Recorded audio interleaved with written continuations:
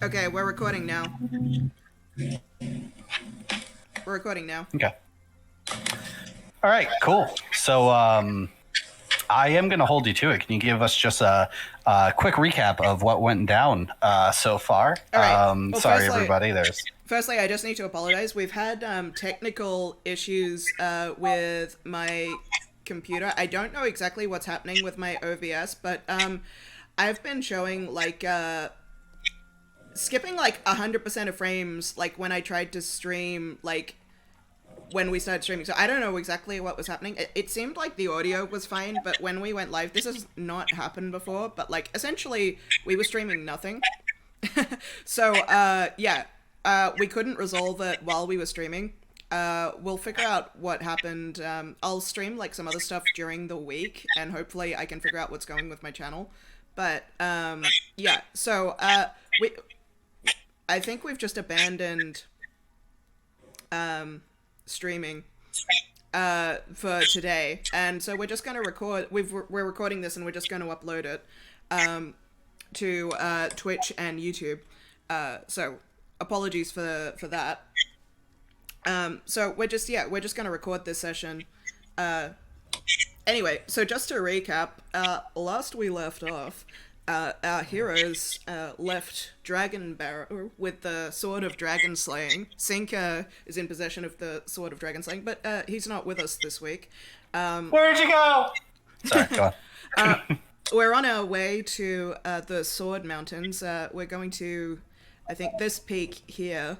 But on the way, we're going to stop by Phandalin, which has been abandoned. All the people in Phandalin are in Axome, which we cleared ages ago.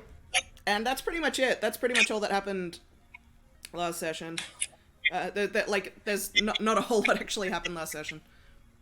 Anyway, that's about it. That's all that we missed. Like this technical difficulties happened like 5 minutes in, so we've done nothing. That's it. Yeah, it's been a little bit hold up on my end and a little bit hold up on streaming, but you know what? Shit happens and we move forward. But yeah, with that being said, you guys have left the Barrow now to spend about 2 days. This is the night of the second day, if there were going to be a Majora's Mask title for this instance. Heading down over to Phandalin as to prepare for mountain climbing escapade. You guys make your way towards the end of the day as the sun is setting. And you just see what is hey, Eve. Hey. What? Is someone making popcorn? Eve. No, she's drumming. Oh my god! Oh my god! Oh my god! I'm so sorry. Oh my god! I'm glad that you got very much into. It's okay. It's dude. I do it all the time. I'm so sorry. I thought somebody was making popcorn. I was like, oh. She's actually a really good drummer. Oh no. All right. Anyway, moving on. So with that being said, you guys, hey, this is recorded. Now we can edit. No, I'm not editing. You guys, I'm not editing. This has been too difficult. well, I said that we could edit, not that we are. I understand not wanting to edit. That's why I don't have a YouTube channel, or I don't have an active YouTube channel. Fuck Right. editing.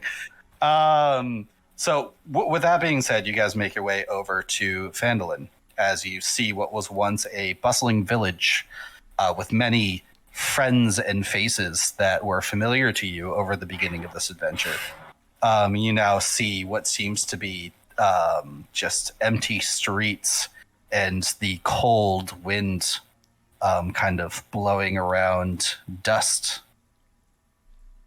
For the very much part, things are closed up, signs creak in the distance, but you are not met by the familiar noises of the town that you once knew. What are you guys doing as I move you over to the map? So there's like nobody here, right? Yeah, it's everyone here, 'Cause we- as far as we know, is holed up in Axome, in, Right. like, the fort there. Ooh. Yeah, we were going to get like ice climbing equipment and mountain climbing equipment. Right. Because these people want us to kill this dragon. We can come back and pay for anything we took later if they even want us to. That is as good as a paladin's explanation as I am going to require. I like it. Yeah. Hey, I mean, if things are abandoned, it's not stealing. Like, you know, like we're doing this because they want us to. Yeah. Right. I don't like that second one, but I really like the first one, so I'm going to stick with that. Yeah. God was pleased, and then he had selective hearing, and he was pleased to go. I'm saying this out of character. This is not Leston. I know. If I'm not doing the Irish accent, it's not Leston.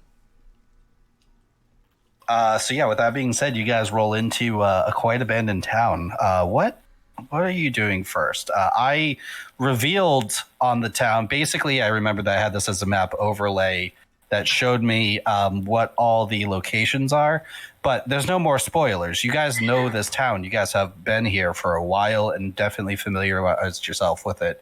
So, you know, feel free to use these map markers, as you guys know generally what they are, what they point to. I know Leston's definitely been to like a sort of general, Barthen's Provision. She's definitely been there. So It's where the halflings reside.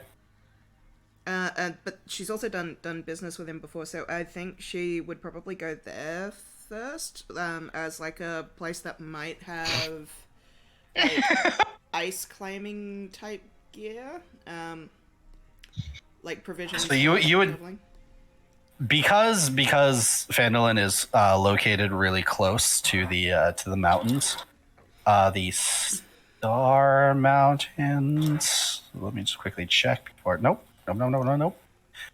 Because they're located so close to the Sword Mountains, probably only 10 miles away. Barthen's Provisions does stock a good number of climbers kits.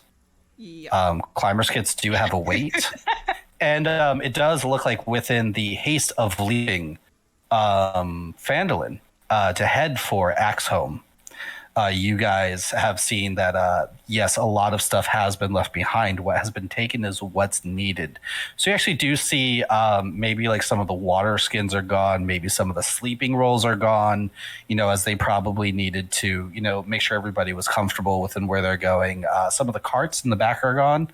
And definitely the beasts of burden that have been around. So those are gone as well. A lot of rope maybe, but the climbers kits do remain. How much is okay, so how many climbers kits are there? Like enough for each of us? I would definitely say that there's more than enough for each of you guys. But yet again, climbers kits do have weight, so just remember that. How much do they normally set a person back? Like just like approximately. I can actually give you, because climbers kits, I believe they have a price, 25 gold each and 12 pounds each. Okay, yeah. I'm assuming because it is, you know, a store, like there would be like books for doing like inventory that have been left behind. Give me a perception check.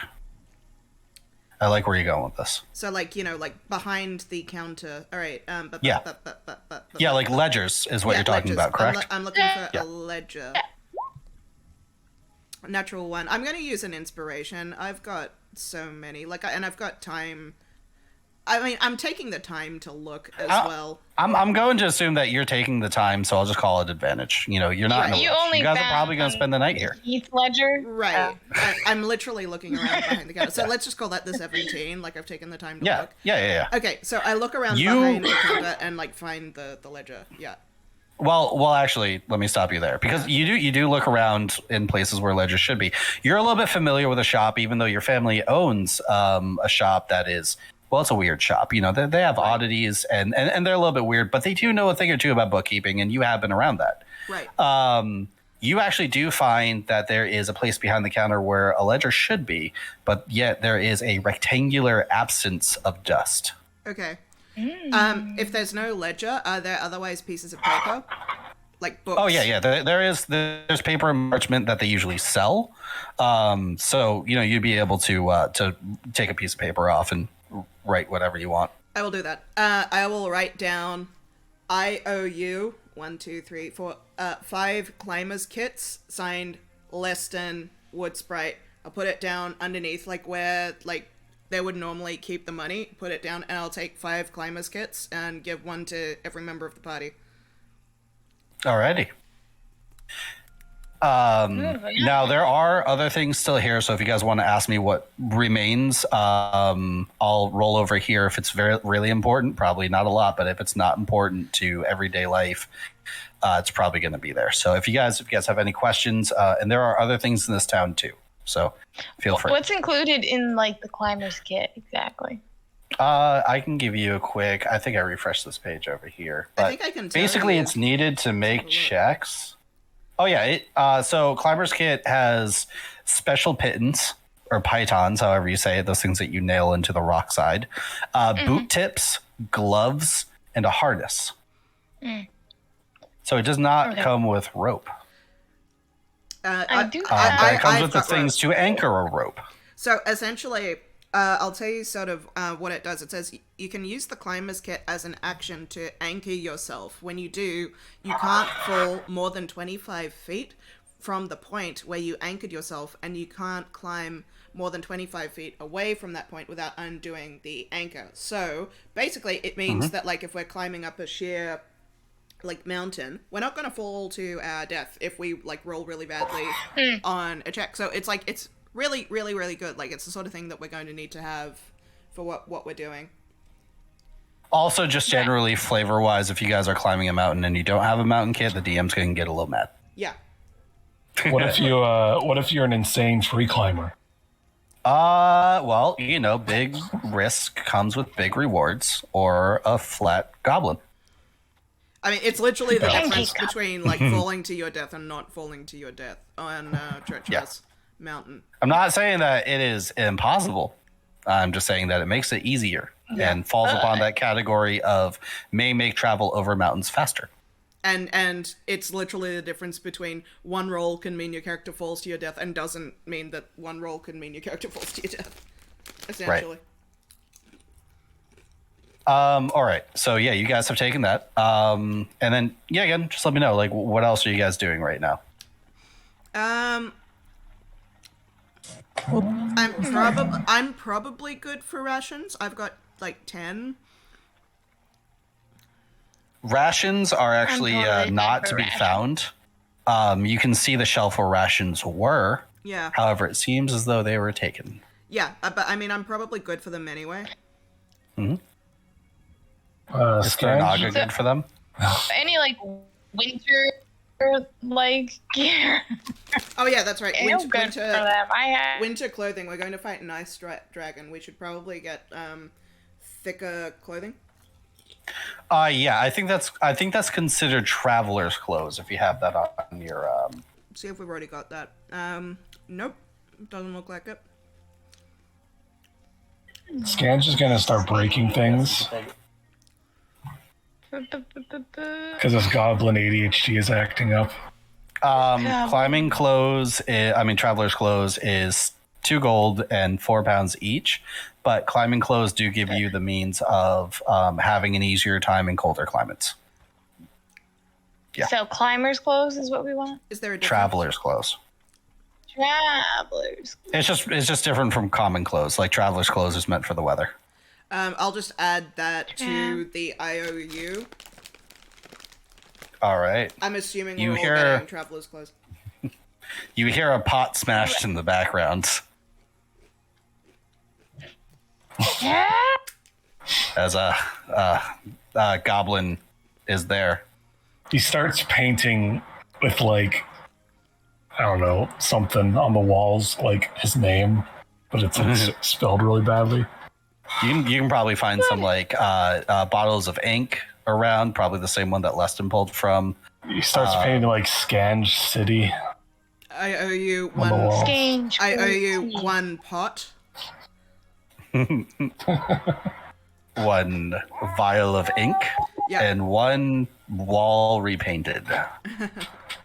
Yeah. All right. So anything else in here? I don't think so. Did there oh wait, this place didn't have any like magic shops. I don't think No, so. unfortunately, it's a very Yeah. starter village.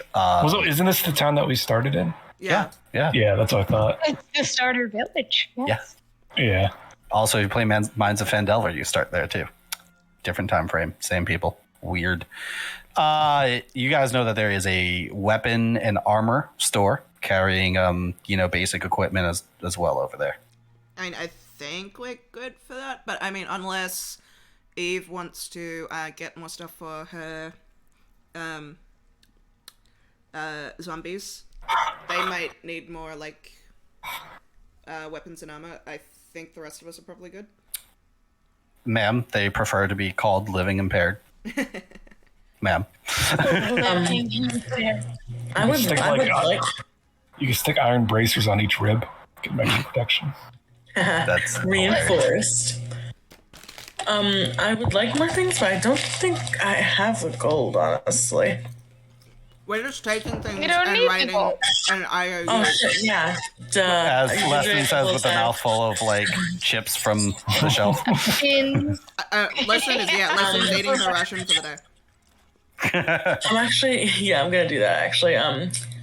So No, Leslie's The Lion Shield Coster is Yeah. the weapon shop. Now, Leslie's and just armor. keeping an account of everything that they've taken in full account that, like, they're going to be paid for killing the dragon and can, like, pay for it upon their return if people want to be paid for it. Like, they're just being honest about it. If we take something, we're being honest about it. okay, well, can I do plate armor and a shield for both Bottom Babalina so that 20 AC? So let me just quickly roll over here to see how many, because like plate armor is an expensive item, so they're probably not going to have like Yeah. 30 of them lined up like the Matrix, you know? Yeah, plate armor is, like, what, like, the richest knights in the world have. Yeah, exactly. It's 1,500 gold for plate armor, so I it don't is even- a little bit, I don't even you know, have like plate armor. standard armor is like, you know, like studded leather is like 100. Yeah. Okay. So, roll me a perception, actually, Eve, as you kind of like make your way out of this Barthen's provisions.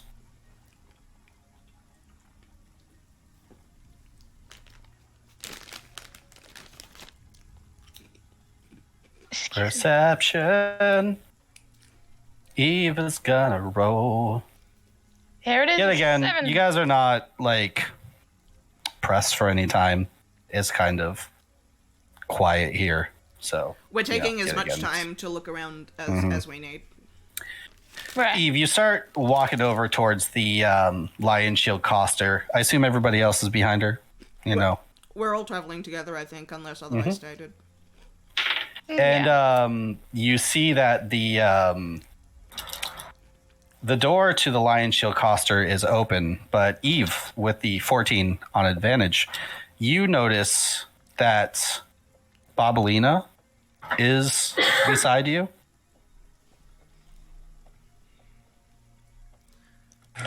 Just Babalina? I think you're picking up what I'm putting down now. Just Babalina. Yo, where's Where Bob? the heck are the other two? Oh, I forgot you had two others. Fuck, who's the third? The horse. Skeleton.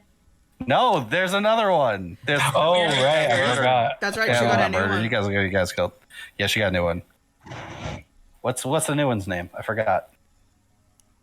Mr. Porcus. That's right. Mr. That was the name you gave him? Focus. She got All right, so she got that one from Babalina- the assassins that attacked Sink. yeah, back in Neverwinter. So Ah, Babalina I totally and forgot. Mr. Porcus are beside you, but you notice one skeleton boy missing. Skeleton boy. I'm gonna go look for him because he's my favorite. Don't tell the others. I'm telling them.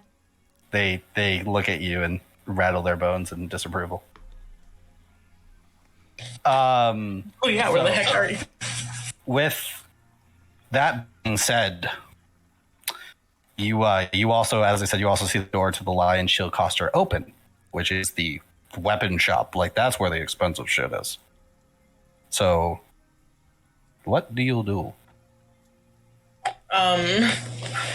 Well, I'm gonna look for Bob first, I'm assuming, because they're not supposed to leave my side.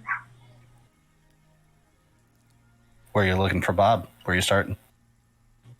I would have seen him walk ahead of me into the weapons shop, right? Maybe. What do you mean, Nate? Just tell me that you walked to the shop. Okay. All right. I'm walking to the shop to look for him. You walk to the shop, curious as to find out what was opened the door, with one less companion by your side. As you enter through the threshold, with your entire team behind you, ready for a surprise combat from the DM, you instead see Bob looking at a display case with a weapon out of place leaning against the display case. The case is an upright armor stand coated with plate mail.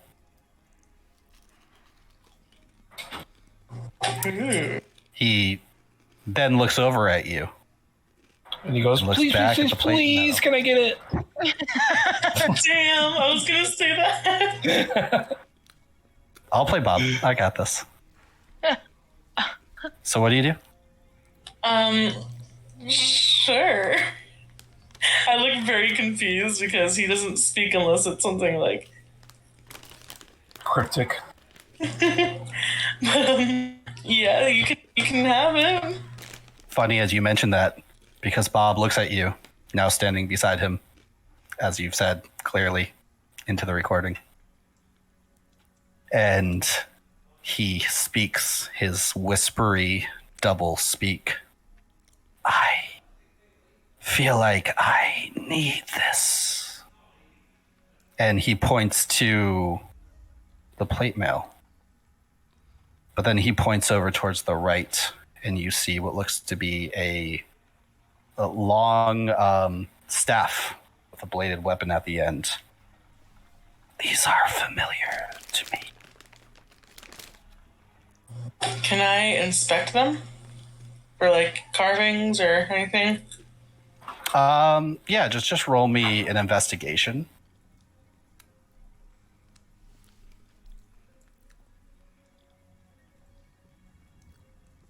Or a history. There we go. I'll give you the, yet again, advantage because home turf territory. I think that means something. You look and you see that the plate armor is, I want to say your everyday run-of-the-mill plate armor, but plate armor is the, like, Ferrari. It's the sports car of armors. Like, you have the most expensive and the best. Every plate armor tells its story. This plate armor, though, seems a little bit more bland than normal. A lion's head rests on the chest of this plate piece. A full crusader helm with the T-slot for the face and eyes. Arms and greaves, legs and boots all seem to be hammered perfectly into place and displayed in this case. Besides the Lion Shield Coster logo on the middle, it does not seem as though this was made for anybody in particular, nor any history past that. The weapon you see to the side, you can immediately pick out is a glaive. Long polearm, axe at the end, very well made, very sharp, spear tip as well. Two-handed weapon. But it seems as though no more intricate than the piece of plain plate armor that lays next to it. Lion Shield Coster symbol on the striking face of the axe, but nothing more than that. It's not carved on the handle. Or the pole? Right on the kind of edged in to the side of the blade that makes up the axe part of the halberd is the lion shield coster symbol. Yet he still points out, I feel familiar. Okay. Well, then it's yours. Looks at price tag, 7 million gold. Price tag is a combined. Let's see, how much does a halberd cost? I actually don't know. Halberd, oof. Total of 1,520 gold. Jeez Louise. The halberd is a 1d10 slashing weapon, two-handed, and has a 5-foot reach. He grabs 10-foot reach. 10. Yeah, it said it has reach. Did I say something? Did I say a number before that? I thought I just said it has reach, and it has reach. Oh, I thought I heard you say 5-foot reach. Oh, okay. No, that's fine. That's fine. I fuck up a lot. Brain, not words. Good. Which sucks because I'm a DM. It's my job. You hand him the halberd, and you help him don the armor as his. Place the helm upon him. Yes, and as the last piece goes on, placing the helm upon him, he comes back to life. We see now a skeleton that is barely clad in armor. Maybe, and let me change the music for this. I jumped a little bit ahead. Boom. That's gone. Rainy Village by Astral Plane. Abyssal Gaze. Please work together. I like it. I like it. We now see a skeleton barely clad in armor that has rusted far past its days, wandering the woods, lost and searching. Night and day go by, searching. You guys now know the skeleton as Bob, but beforehand, he was known by several different names. One of them rings in his head. Bright lights strain our vision. A masculine, angelic voice rings through a silhouette, a break in the light in the distance. Zodok the Destroyer. You are being sent back to the material plane. A new task falls before you. A necromancer holds together the ties of fate. A descendant of the Witch Queen resides to befoul the realm once again. You shall protect this necromancer as fates are balanced upon it. Her name is Lady Eves. Eve. The skeleton replies, "It is my duty." We then see a body falls, screeching and curses in abyssal. Sounds of a fight continue as we see a figure clad in beat-up plate armor, rusted, scorched, and ravaged by time, repaired a multitude of times, but never put back into place the same. Hands of a skeleton hold a glaive, halberd, that glows of silver and gold, fighting off more winged fiends and foul demons. Some scratches and attacks land on our figure, but it shrugs it off as it continues to fight with undying purpose.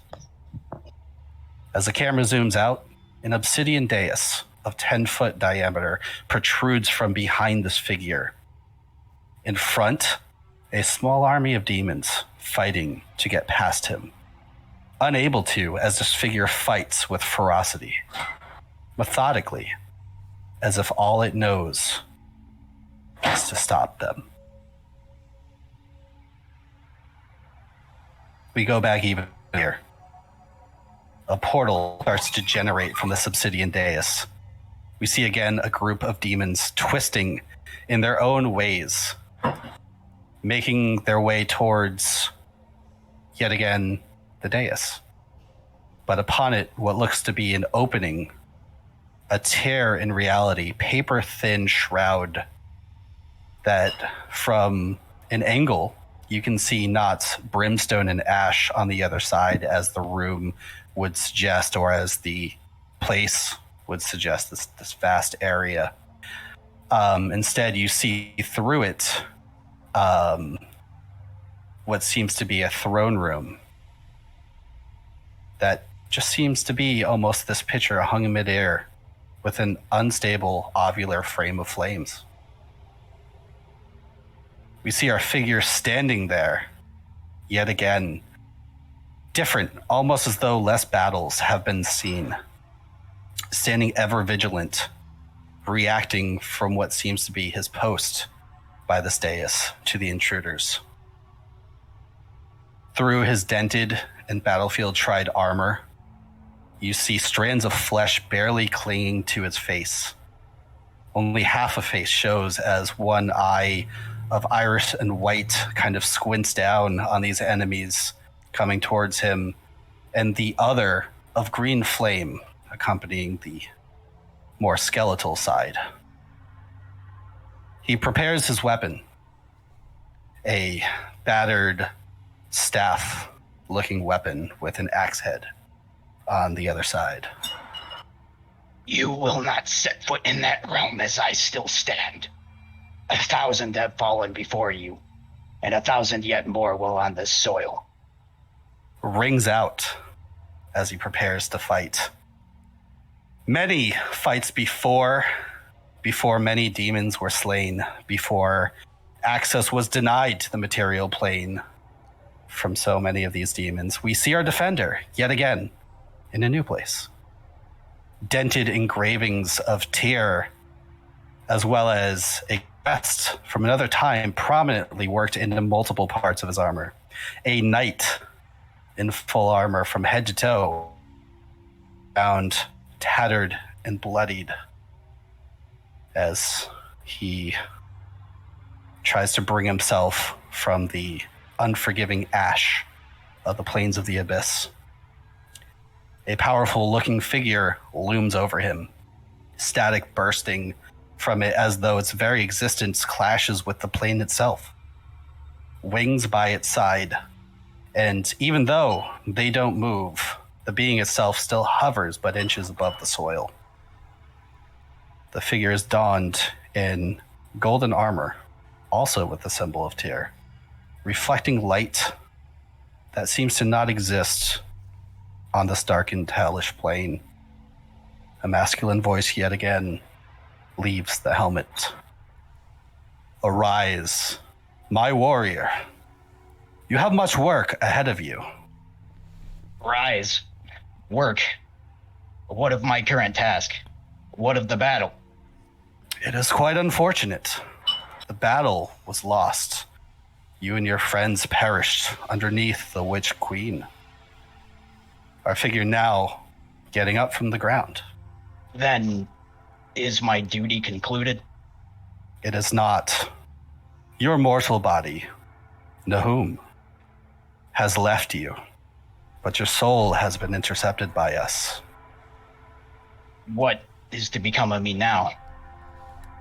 You have been deemed a champion of Tyr. You must spend eternity on this damned plane to fight the Witch Queen, to fight her on different terms. There is a portal here, a deal made with Orcus to pull denizens, demons, from this plane to the material, to do her bidding in the mortal realm. For how long she can do this, we do not know, but you are a buffer that will halter power and access to these chaotic beings that will plague the realm, if not stopped. Then, even in death, my duty is clear. Tyr is not wrong in whom he chooses. Fight with undying vigor. Fight with everything. In this plane, you will not be able to perish under in the material plane. We also grant you back your glaive, but instead of embers, it will produce a silvered positive energy when fighting demons. You now have your task. May our power be on your side. You are now to be known in this form as Zerdok the Destroyer.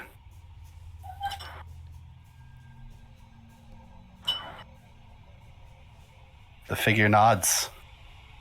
And with that, we cut back to present times. The skeleton now donning plate mail, a helmet fully covering its face. And as he does, he grabs the glaive, and the glaive changes before you guys. Seems as though the regular oak probably turns over to a more mahogany, gold-tipped symbols of tear light. The head of this halberd seems to also change, is now intricately carved with silver and gold.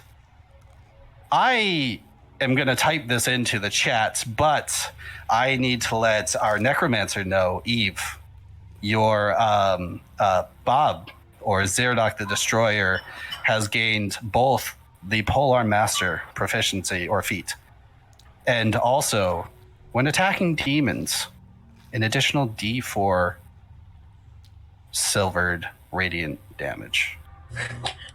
Oh my god. What is this? And just lastly, I want to thank Brady over here, Mr. Discord Bot, for playing Nahum again. Let's give it up for him! Yeah. Oh. Obviously that wasn't canon because he never takes his helmet off. His helmet fell off at times, but it's back on, baby. I mean, back on, it's good to go. Yeah, his helmet came off when he fucking died. Did you say Brady? Yep. We have somebody that I want to thank. Nope. I want to thank for playing the pre-skeletonized Bob, the pre-skeletonized Zerdok the Destroyer, the original form that Zerdok the Destroyer is, whom is Sergeant Nahum, brought back from another plane to continue fighting descendants of the Witch Queen. The conspiracy deepens. Jeez, I need to do like this whole conspiracy board of like how all our universes are linked. Get the Charlie chart out. Yeah. This is what we're gonna do. Oh, freaking cool. Doom does in death as he did in life. Yeah. Holy shit. Mm-hmm. I can't type in. You're telling me I've been drawing Nahum fan art this whole time? Yep. I look at Bob with like eyes of just amazement, and I'm like, who are you? This brings back memories of my time in the abyssal plane. I have fought with this sacred weapon, with this armor. I have before and will forever be dutiful to this cause. I am here to protect you, Lady E. Oh my god.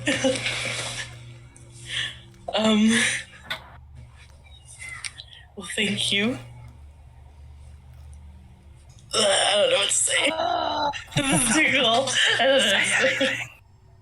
Follow your ties of destiny to protect the realm. Oh my god. What is this cause? All right, so yeah, you guys stand over here. You guys see a little bit of fuckery going on over here. But nonetheless, it looks as though the only suit of plate armor I rolled for this is now donned by our Bob / Zerdok the Destroyer / the canon version now.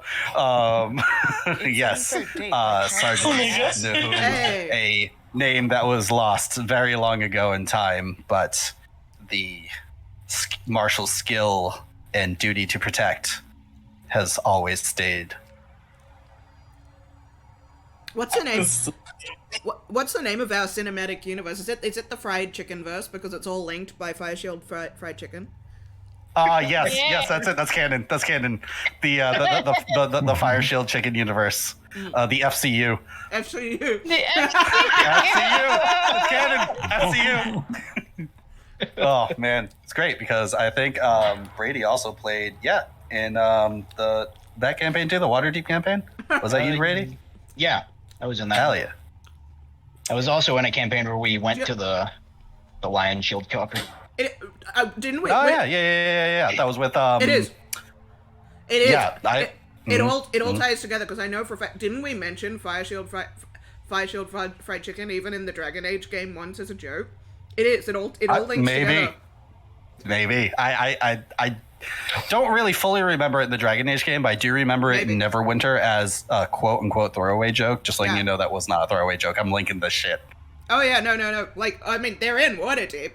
We know that. Oh, yeah. It all ties together. It's all connected. All ties together. Man, I'm gonna actually make a Charlie conspiracy shot explaining how everyone is connected. Because, like, you know, and it's going to start back from, like, the first time I played Invari. I'm going to do the conspiracy board. Yeah, because, like, the oldest timeline, because Whistler comes from Asbin.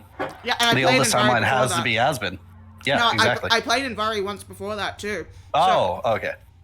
And that's how I met the person who was the DM when I played Leston, when I met you.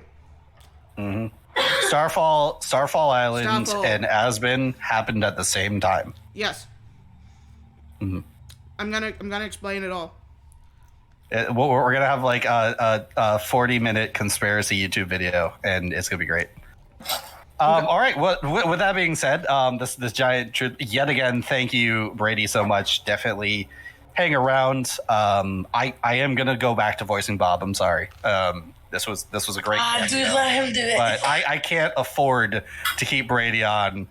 Even right now, Loan Shark's are going to come and break my kneecaps, so we have to wait. Let's get back. Brady. Also, so he's just covering up all the pictures of Bob with the helmet. This is canon. This is it. This is Oh my it God. just fractured back into the past. This is so great. Fried chicken retcon. Fried chicken retcon. This is the Fried Chicken 52 universe. Yeah. Yep. Canon now. Yeah. So yet again, Eve, if you want to update Bob's character sheet or put it in a note somewhere, Polar Mastery. He uses the glaive. And the glaive has an additional 1d4 damage against demons. That would be like a silvered radiant. It is a +1 weapon as well. So. Okay. Hold on. With that being said, you guys have grabbed a couple things from the Lion Shield Coster. Are you guys grabbing anything else? Can I grab that blacksmith's ID? He took it with him. So Damn. his guild card is super important. Stays with him. Oh, that's funny. wait. What's the Shrine of Luck? That is the starts with the C, H. Shantae? It's a Shrine of Luck. Yeah, it's the Shantae's Shrine of Luck. Is there stuff at it? You can usually find a couple coins within the waters. You can find a couple shiny rocks hanging around. Shiny rocks, hell yeah! And and it's actually been left there. It's a shrine. No one's gonna it's a shrine. I don't imagine people are going, you know what, I'm gonna take away the thing that I left to a god for luck. Mm-hmm. Little did they know they left it for the scan. Yeah, they did. Do you want me to roll how much is in there? Yes. Okay. We're like, let's just get the things we need. and we'll So it's pay gonna be back later. 7 gold. James is like, Ooh. 5 silver. And 28 copper pieces. And how many shiny coins? Or shiny rocks? all of them. 3 shiny rocks. I take them. I show them to the party. Shiny rocks are probably worth like 5 silver each. I'm only interested if they're Look what I found. I found treasure, everyone. What time is it? What time? cool. So you guys arrived into town close to sunset. Right. So, So, we're gonna the sun has probably almost finished setting right now. So we're gonna check up here for the night. Is it not unreasonable to suggest that like some stuff is gonna be left at the inn to where we don't have to like use a ration? Because I can't imagine they've taken like everything. There might be some bigger, older stores that they couldn't grab. Right. So if you guys want to spend the night there and not grab a ration, I mean, that's fine. It's more just there for like shelter. Yeah. Like, yeah. I gotta bulk up for this, travel. Finally gonna eat. Yeah. I'm gonna eat a whole heck of a lot. Skinniest orc you ever damn seen. My plate is falling off me. Right? Every session you just get a little bit more like Christian Bale in The Machinist. Who is gonna get that reference besides me? I don't even know. Out of curiosity, this is the lesson is just gonna have a look. Did they this is the innkeeper with the kid. They did they leave behind the soldier that she made for the kid here, or did they take it with them? No, yet again, you have all night to search. If you do find yourself as curious as to look through their things, at least what you've looked through does not she's only gonna briefly look have through. that soldier. Yeah. Yeah. But so far, there's no sign of it. You can Right. assume that they took it with them. I'm going to approach Thurnaga. Oh. Hey, Ferengi. That's what I'm calling you now. Ferengi? Ferengi. Nice. How's my son doing? Your son? Well, lunch. Oh, lunch. He's doing good. I got confused when you called him your son. I heard if you treat them better, they taste better. So I'm trying to, do that. I believe it. Happy cows make happy milk. Yeah. Yes. Exactly. Yeah, he's doing great in my care. Why? Do you want to hold him? I kind of hold him out for the change. He's so cuddly and fluffy. Has he grown at all? I don't. I mean, like a little bit. Monsters do grow relatively faster, but I mean, it's probably going to be like a time skip in the middle, and then they're going to be full companions again. Yeah, something like that. Something like that. I'm going to go take lunch for a walk. Ah, what a guy. What a good daddy. I'm going to show him how to destroy a window. Destroy it. We just hear glass breaking. As you walk through the This doorway, way. you end up stubbing your toe, Damn. and it fucking hurts. You take 2 dexterity damage. Fuck! So just write down somewhere your full dexterity, but right now you have 2 less to your total score. What just happened? I stubbed my toe. Yeah, I just don't understand. He's walked through, he stubbed his toe. I need to write this I down guess so. somewhere. You guys all see him almost fall over too. I mean, you can play it out, that's up to you. Stifle a laugh. But yeah, it's bruised really badly. Starts crying. You're right, Skange. Do you need me? Aw. Do you need me to fix that for you? You're right. It's okay. I'm fine. Really. I'll lay on hands him and give him 5 hit points so it doesn't hurt as much. Aw. It helps with the pain, but it's just you still have the ability score damage. It does help with the pain a little bit, but for some reason it just kind of refuses to fully go away. This is concerning. It is. Well, I'm gonna continue with my father-son walk. Fathers. What a guy. Yeah, you I pet my bird. It's my small bird mod. I can't go I'm high. gonna build like a little statue, like effigy sort of thing of like a person shape, and I'm gonna train Lunch to attack it. As you build the effigy, comes out pretty nice, and you look, and like Lunch is like looking behind him. He's like he found like this sizable bug on the ground. He's like trying to peck down with his owlbear beak. I'm gonna fight him for the bug. I want the bug. You go to fight him for the bug, but as you like go over to grab it, like you see it like just like the last bit of the leg like slurping into its mouth. I'm gonna try to reach into its mouth.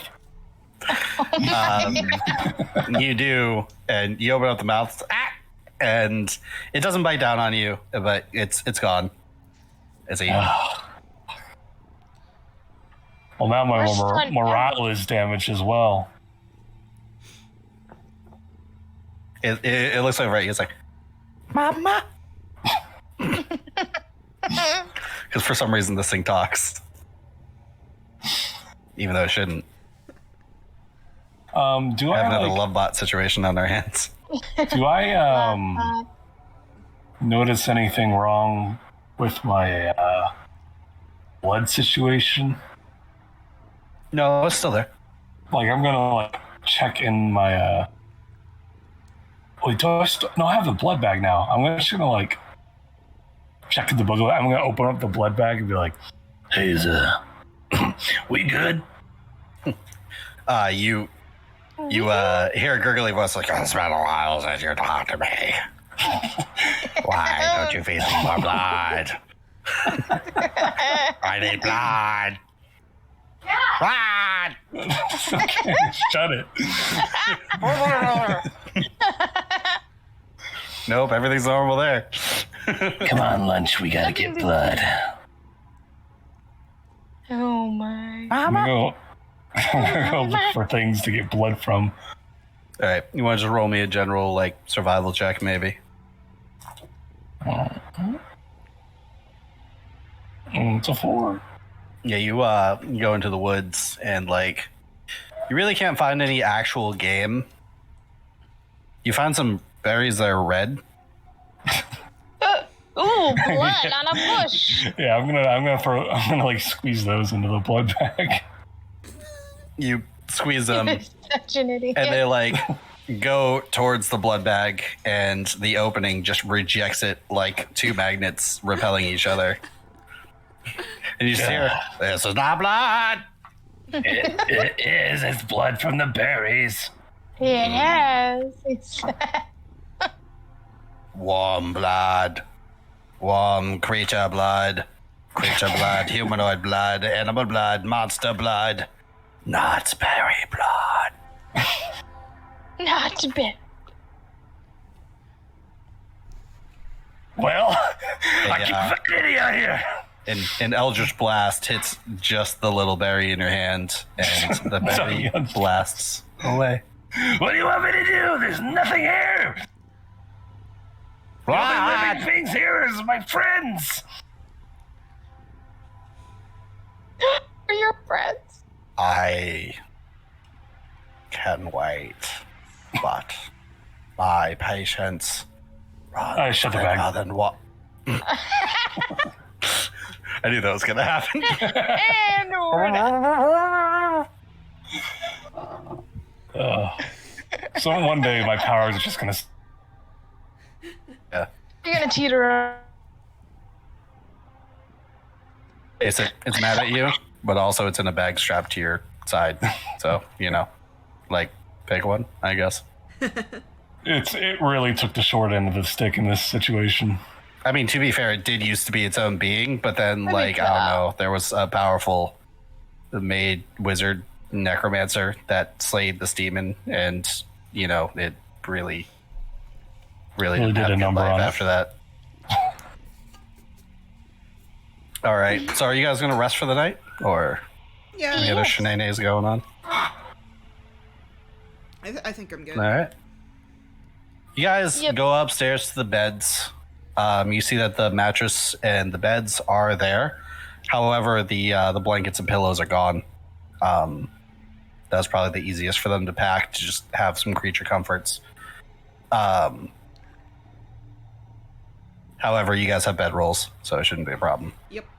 Yeah. Slightly comfier than the ground. Night goes by.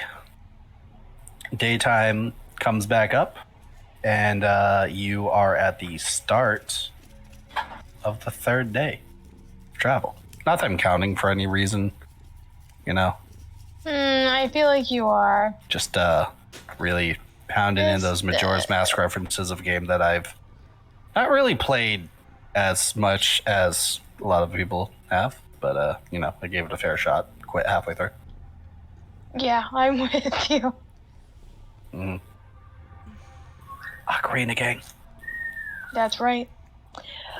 All right. So we're up. We're ready to go. You guys wake up. The birds are whistling outside, just out of your view, Tweet, tweet. tweeting. I throw a rock at them. Sorry. You line up a perfect shot, but then you realize you have no rock. And when you look for a rock, you don't find one. And when you find a rock, you find no birds. Oh. Poor Mr. Scan. What's happening? 19. Hey. Scan mark on your sheet. 2 and lower. Oh no. 2 and lower? 2 or lower. I don't like Somewhere. this. I don't like what's happening. 2 or lower.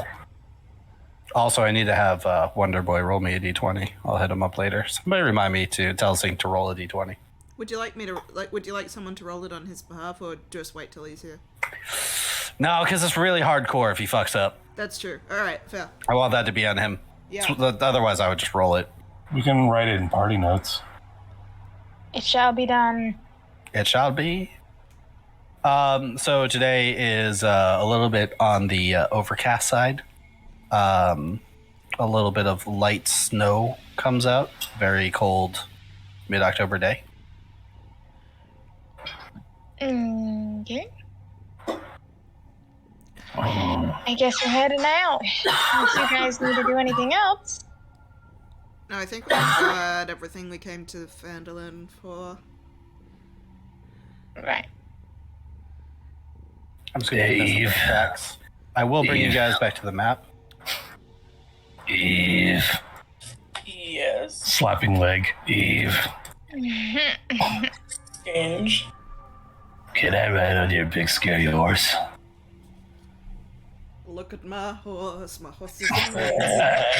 I can't walk. Yes. I can't walk. I'm injured.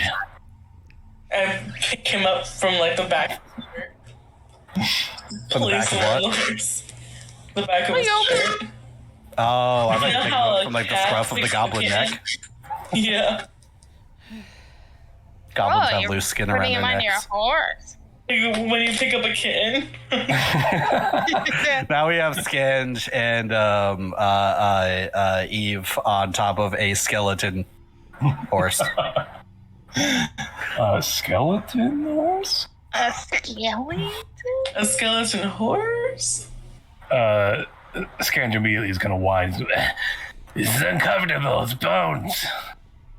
He's nothing but bones. No, really. Something else. Well, does that sound like an old Viking word, Badger? Tis beyond the scores.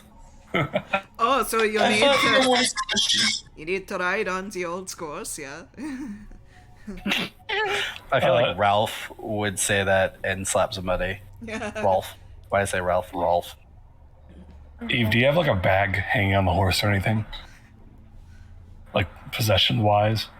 I probably could, but I didn't pick one up. Because if you do, Scan's just gonna like start Okay. scrounging through it and like trying to find something soft to sit on, like place underneath it. Are you not squishy enough? God, your squishy butt. It's a solid bone. Like smacks the horse rib cage. The horse stares back with its green eyes, lets out a smoky neigh that just hits you in the face. The smoke spells out nay. Jesus Christ, this is getting better and better. Yorzen. Shearson. That's actually Shearson. that would actually be how you pronounce it. Shearson. Shearson. Got to ride the Sherzin. Shearson. Don't think I'll be even. I don't know. Just being dumb now. Oh my god. Anyway. Anyway. Yeah, let's get going. Onward, no speed. So we're back to the map page. Alright, Eves. Lead the way on your gigantic horse.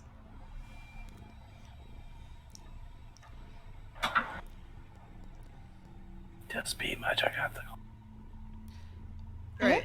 So I think we were gonna try and stay on the road, I think, as much as possible because we can move quicker, but that is up to you, because I think it's just like the more we go through hills, the slower we are, but let's just think Right. about that.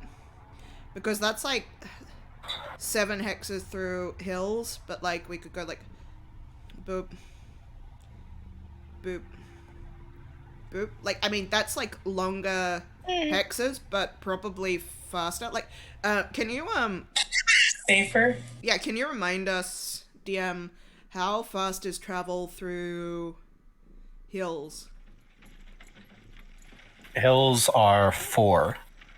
versus 8 on road? Right.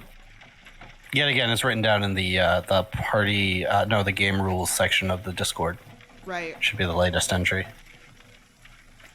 Yeah, and if I played video games enough, sometimes going straight into like a mountain, you can't climb, you have to keep falling down. You're like, how come I God get damn this DM putting in invisible walls. right? So, I mean, the road is definitely, at least in theory, safer. I mean, even though it's not Yeah. gonna be like super populated, because this isn't like a super populated area. Yeah. But yeah, I like the I mean, I think we should just go through the road. Honestly, why not? Yeah.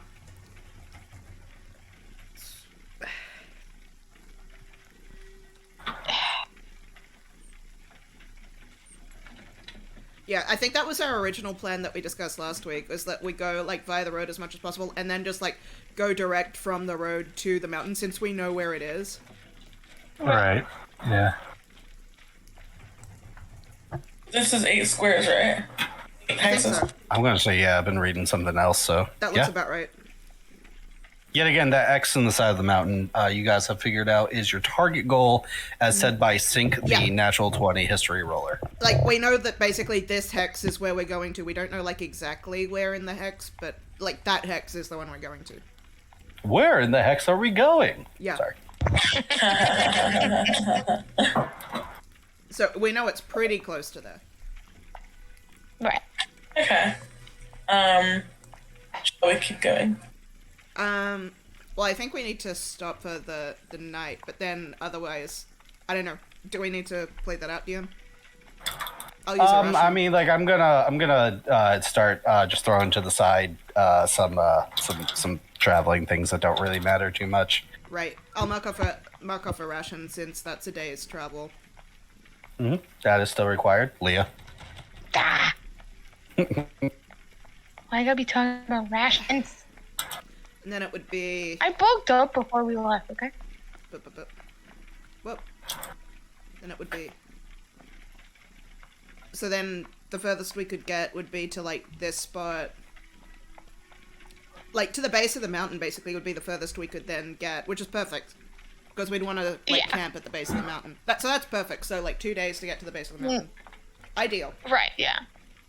This is exactly what I was thinking of. All right. So you guys find yourself traveling for a while. A couple days. With the guidance of... did you guys move there, or are we not? We haven't yet moved to the base of the mountain. I guess, like, we're just saying, like, so the travel on the road was uneventful? Yes. Okay, so then we'll move to the base of the mountain now. Sorry, I was already loading up the net. God fucking damn it. The memes are real today. The art is real today. Hell yeah. I wish I was real. It really just pulls back the skin underneath his arms and, like, by his shoulder blades so he can't move. I enjoy how much the scale of Skange changes from being, like, taller than Leston to being, like, literally those toys from Toy Story that come from the claw machine. The claw. It is the claw. It is the claw. It moved. Thank you, Father. The claw is chosen. Man. I move on to a better place. Amazing. Farewell, my friend. Father. I have been chosen. I have been chosen. Ripped up by a dog. Jesus. Go ahead and watch Toy Story, like the original again, and tell me why you think that the animation Cat just as old as used to myself. look a lot better than this. But now you watch it and it's like, this is fucked up. It is a little crusty. Oh, man, it did not age well. It was great. It aged well in our brains. Did not age well on paper in real life. You The know, fact that they're toys helps a lot. But still, Yeah, yeah, it's supposed to be weirdly lit plastic that moves in weird ways. Sure. Anyway, here we go. Let's go. Back to somebody, goddamn it, move your token so we can get to this mountain. I have already stolen a picture from Pinterest that does not belong to me, that I am ready to use to describe what you walk up to. Pinterest? I don't have a Pinterest. I just use DuckDuckGo so I can steal things from Pinterest without having to go through Google's bullshit of having me sign in. I think we're Pinterest. here. I think we're... Okay. Cool. Yeah. oh, 4, yeah. Yeah. Just go there. You guys arrive there. Well, isn't it You guys like base. when You guys camp out in the hills before it. Start of day 4. This is perfect. You are there. Knock off one more ration, Leah. Okay. Okay, I'm gonna put this in general because it really doesn't belong in party art because it's not mine, and I'm not gonna put like a whole splash screen of it because I'm lazy. Cool. So, with that being said, where did I put my document? Here we go. I probably should have been reading this, actually. You guys spend 4 days traveling to this point where Sync has marked on the map with the guidance of him and also the survival skills of our necromancer. You guys finally make it to the base of Icespire Mountain. Just ahead, you see a narrow pass that slips into a snow-covered valley. Ahead of you, an ancient wall that once barred entry into the valley now lies in ruin. Its gate torn long ago. Tracks, kind of fresh, in this now medium snowfall, seem to be leading past the wall, hinting that they might be heading to the temple grounds that lay ahead of it. thousands of feet above. I don't know how tall mountains are, so I'm just gonna say thousands. Sure. You see in the peak of this mountain a small silhouette of what could be a blocked shape. According to the map, that's where the keep is. And the base in its own self is a temple for the keep.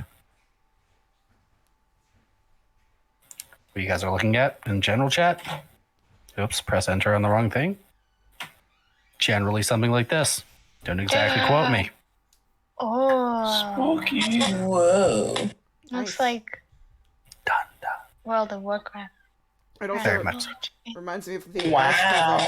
Ice Cavern Final Fantasy IX. You say ice cavern, and I already think about like metal sliding across ice back and forth many times, and wind blowing occasionally.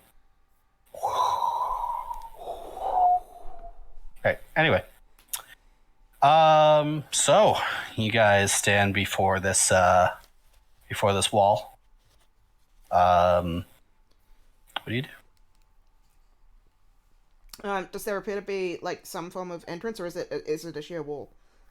It looks like at one point there was a gate, but both the wall and part of the gate have collapsed, rendering it inert, as its old job was to stop travel from in and out so easily. Now it just kind of shows a landmark of a place that used to be guarded All right. many ages ago. Well, we bought this climbing gear for a reason. Okay. I've got rope. I think actually several of us have rope. At this point, there's like, a bit of an incline to get to where you guys are going past the walls.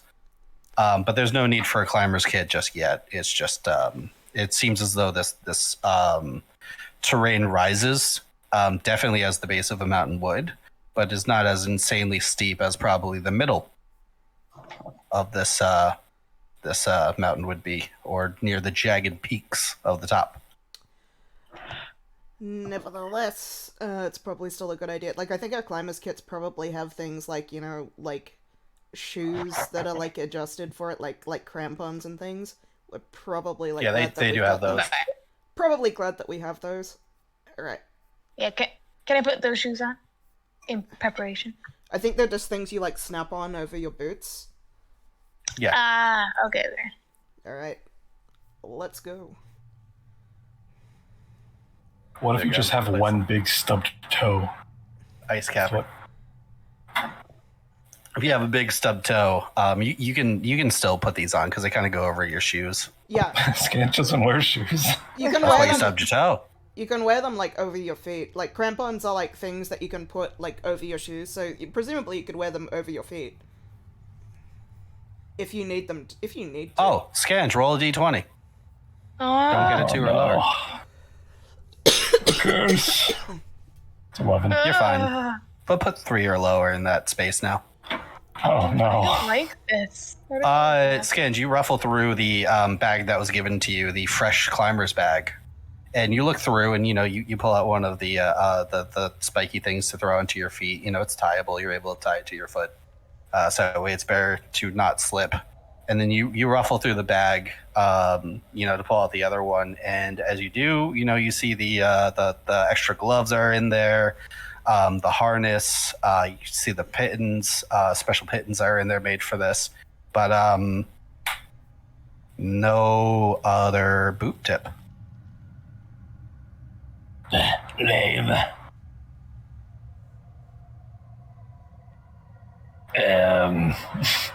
Who stole my boot tip? What are you talking about? No. Hey, Can I wait, my candy bar. roll insight check? What are you trying to gain from this? Just like what's going on with like the Scange yelling about the, like, does Scange seem to be acting normally?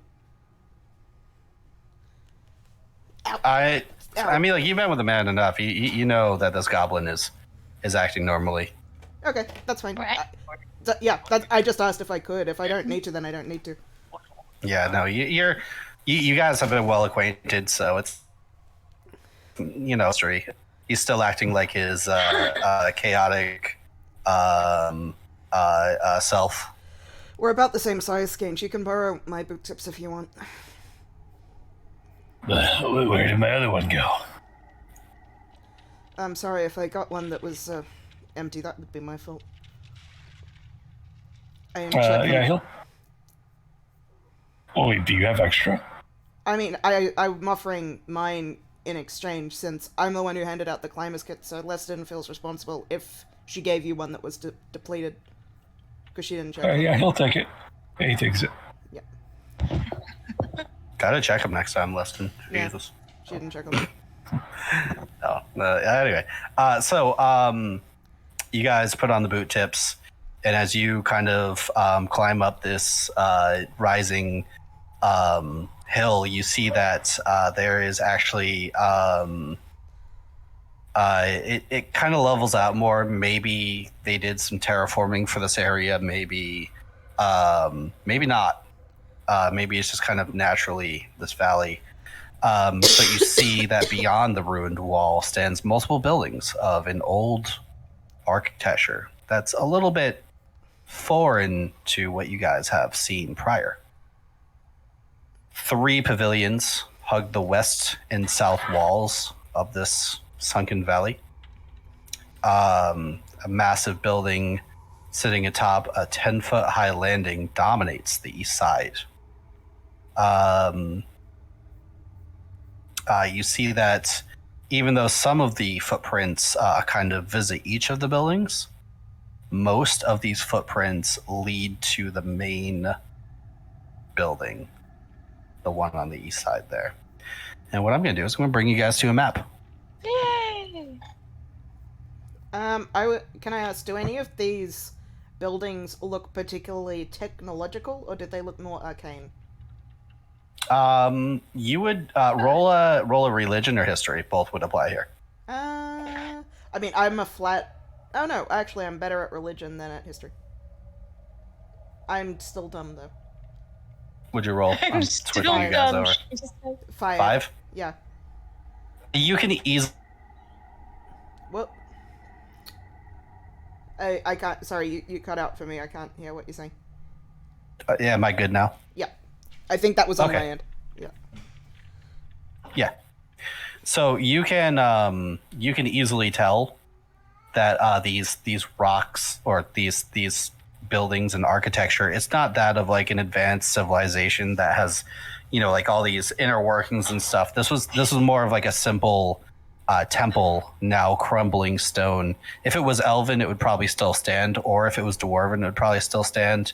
Yeah. The markings are quite unfamiliar to you, as if you probably not run into this god before. Okay. But So it looks like old, basically. yeah, Okay. like old religious stuff, but nothing that you can identify. Yeah. And I'm going to put you guys on the map. If you guys look to the north, I have quite a landing here. Oop. And I'm just going to put you guys down. Just give me a second. I need to make sure that this is 5-foot tiles. Yeah, I'm going to assume 5-foot tiles. Okay, cool. Oh, you guys are putting yourself on the map. Okay, that makes my job easier. That'll give you a scale. Yeah. I bought this map pack. It better be set up already.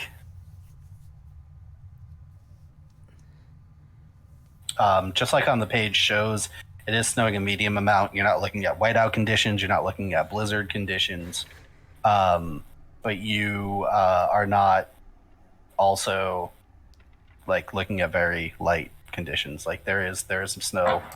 It does pile up a little bit. So these tracks that you see cannot have been more than a day old.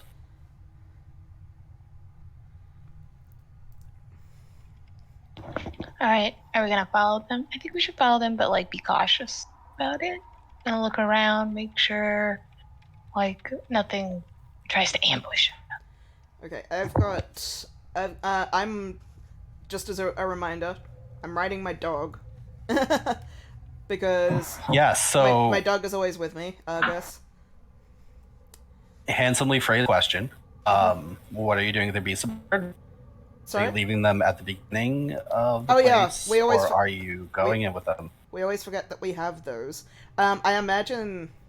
I'm going to assume if we're able to take our beast of burden sort of as far as possible, but we don't want to take them towards like danger, and obviously we can't take them up like steep inclines. But if we've been able to take them this far, no reason not So to. far, yeah. So far, you have found them to still be able to travel, and so far the only danger has been hypothermia. But your dog is wearing a nice vest that you put on him. Well, also he's a celestial And- being.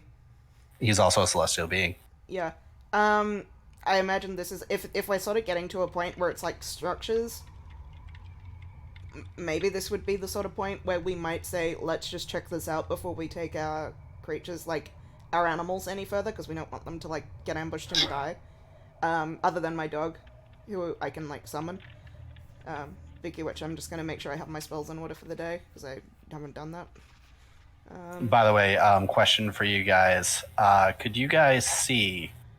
Let me just quickly point on this. I think it's on my layer, but do you guys see this right here? No. Okay. So a giant purple worm ambushes you. Oh God. No, I'm fucking around. That's just I the was just thing. gonna This say, is I 1A. said I was looking around. Yeah. So you guys should see- we? Yeah, should we room? consider leaving the animals? I think if we're in mean- anywhere that we sort of like want to check out, we'd probably leave them because like once an animal dies, that's it. You can't get them back. Like the rest of us. Is there any like sheltered spot we can put them? Like we're approaching like walls, like as if to like an abandoned. Nothing sheltered so far, but there are buildings in this area. Yeah, well then that might be a place to leave them, like before we reach buildings. Yeah, and some of them are more disarray than the others. So they're Like just to scout. you might want to. Like yeah. just to So scout. like this Take a look piece here? around. It's probably like a watchtower, right? What was that? This here? Yeah, so that is is kind of more of like a ruined tower or rampart. You can see that the top is crumbled as part of this wall is. Yeah. I mean, you really haven't looked around to the side, but it seems as though there's no ceiling. Just while we are approaching, I'm gonna throw this down. I'm gonna throw down an aid. Okay. I'm gonna hit the Scange because he's taken a lot of damage recently. The three skeletons, of course. Oh, what? Thank you. Are we at full health? Yeah, you guys are at full Yeah. health, but this is Aid extra health. increases your maximum hit points Okay. and current hit points. So it gives you, it increases I your do have dexterity lowered right now, so Yeah, so aid increases your maximum hit points by 5 for 8 hours. okay. Alright, so I'm going to increase Scange's maximum hit points by 5. I'm going to increase Thanaga's because she's our healer. I'm going to increase Eve Yay. as well. So your hit points. Yeah, so everyone except mine, just increase your hit point max by 5. Even though it's technically hit point max, just remember to do this in Yeah, temporary HP, just because it but they're special temporary hit points that can be healed. So if you get healing, I just put 57 plus 5 in my hit point maximum. that's a good way to do it. Just It's like you have a bonus, like, so if someone casts Cure on you, you can be healed by that amount. yeah. Okay. For 8 hours, which should be the rest of this dungeon, hopefully. Yeah, it's basically a whole day. It's actually an 8-hour and 1 minute dungeon. And at the 1 minute mark is when everything comes out. Like 3 dragons and a bunch of You just hear like dudes. a little alarm. 10 copies of Brian. Oh no. Alright, let's start moving around. I agree. All right. Cautiously, we're so walking. Looking. It is light out, or it would be light out, but there's a lot of overcast, so it's kind of dim. The reason why you're seeing that there is a bit of fog of war is because just at one point the snow kind of blocks out looking too far. That's fair. Like I just had a skeleton walk over me. like a fog. Yeah, it is actually would be obscured, partially obscured vision. Mm-hmm. All right, let's go. So we're looking. Ah! We've all disappeared. Oh my god! You guys We're let me overtaken. promote Open it, everyone. party. Even as skeletons are T-posing to assert dominance. So you guys can stop there. I'm going to start describing a little bit more of the area. She's just like, I'm in charge now. Everyone is now skeletons. This is my ultimate plan.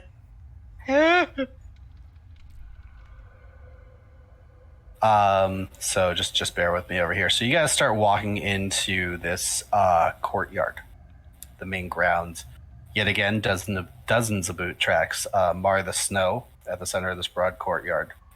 All these tracks lead up to the huge temple on the east side.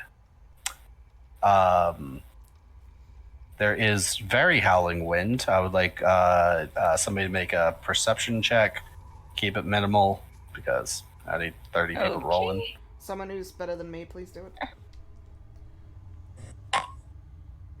it.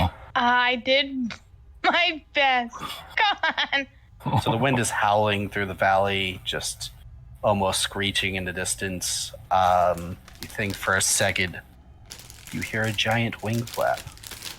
So you're Maybe it's your saying mind playing tricks on you. the wind is howling like this, like swirling storm inside? Oh God, no. You ever been on a 3rd story floor building when like it's a blizzard outside? You hear that. Did you hear that flap? I heard a flap. That's me. I've had this like cape on my shoulders like literally the whole time you've known me. That's me. My pajama butt flap was open. That's me. Close it. It's literally just like Leston's cape like billowing in the wind dramatically.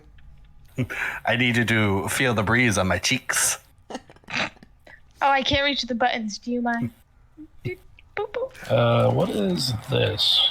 So you How look do you, over. how do you ping? I can never remember how to do that. If you have the if you have the regular mouse selected on the top left, you just click left and hold down.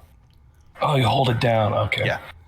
So good question. So you look over to the left and you start to see a building. You see a set of pavilions in various stage of ruins. This one over here, you see that snow kind of creeps onto this pavilion. It seems like it's part of an open air concept, as there is no roof.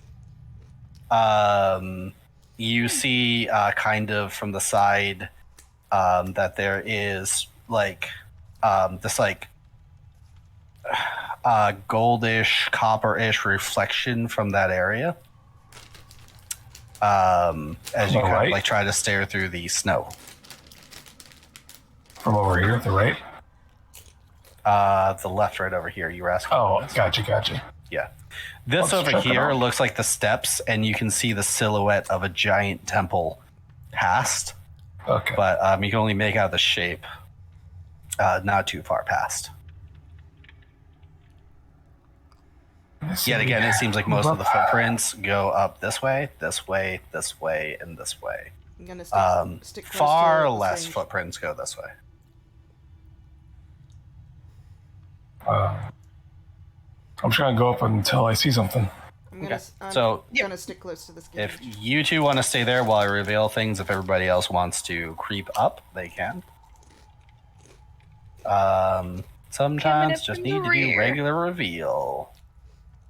Yeah. I'm gonna reveal that and let's reveal some of this area too. Let's get some reveal going on here. Nice. You guys are kind of moving forward into it, right? Yeah. So, couple things. Strange religious symbols reside here. This is a weird thing. You're not quite sure what it is unless you make a good religion check. These look kind of like old statues. There's a little bit of like a snow pile up over here. And somebody just generally give me a perception and religion check. It doesn't have to be the same person. I'm gonna do the religion. Could be multiple people at this point. Can I ask, with my helm of comprehend languages, are the symbols in any way comprehensible to me? You see a symbol that does comprehend itself. It looks kind of like it says flower pavilion. Okay. Thurnaga, not a clue. Mm-hmm. Eve, Yep. the snow's getting in your eyes kind of sucks. All right. I don't know if you're allowing multiple checks, but I will try and. Yeah, no, you could. Natural 20. Holy shit. Since you, Yeah. as you go through here, could you like place yourself over here so I can describe more things? It's just an awkward angle over here. I swear I'm not going to trap you. Ah, you fell for my trap. No. So you walk in and you start looking around to the north. There are 2 gongs encased in ice. To the west, it looks like there are old there's like a prayer wheel. If you guys know what that is, I played a lot of Far Cry 3, so a prayer wheel. Yep. I know. Kind of like a Indian style. Indian from India, not Indian Native American. Yeah. Nice. Okay, Like, anyway, it's continuing like on. Buddhist means of like prayer, mostly. Mm-hmm. And then you do see that there are a couple statues. These statues are to a foreign religion, one that you only came upon with random studies. It is an old religion of Goliaths that used to live in the mountains. It looks like they are definitely long gone. Maybe migrated somewhere. Maybe just didn't survive the area. However,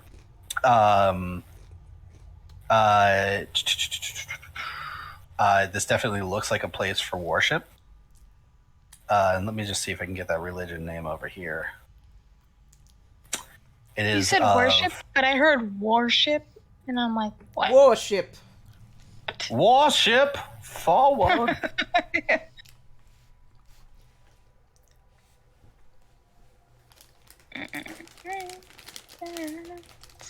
Place of worship. Yeah, it's from an old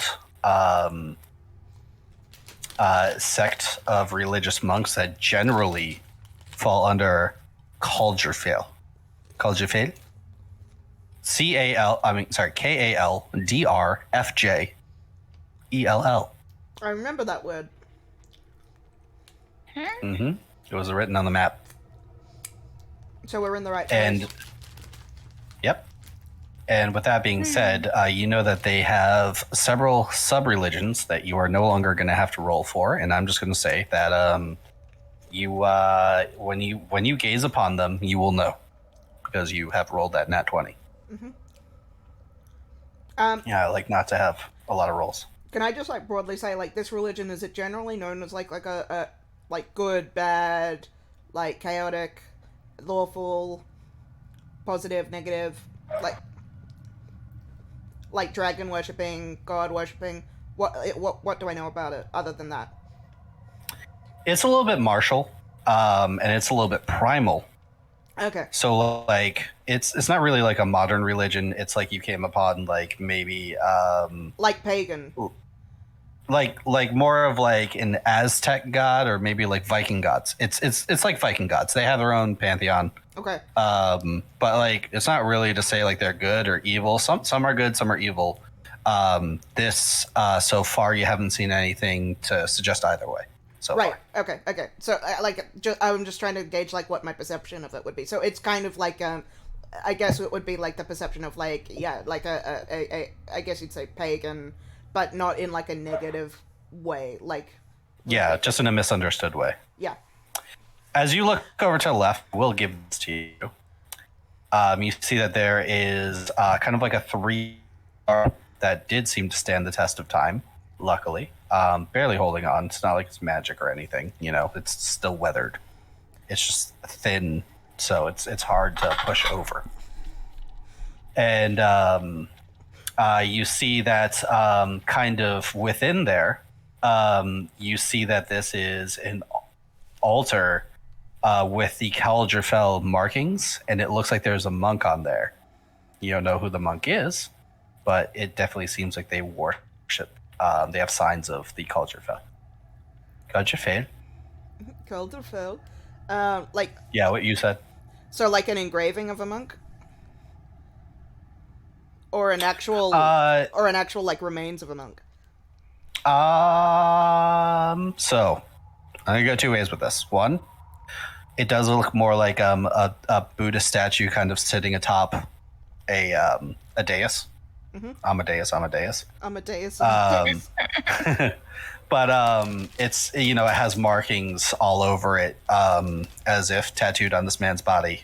The man being the statue, as he sits there, of Calderfell.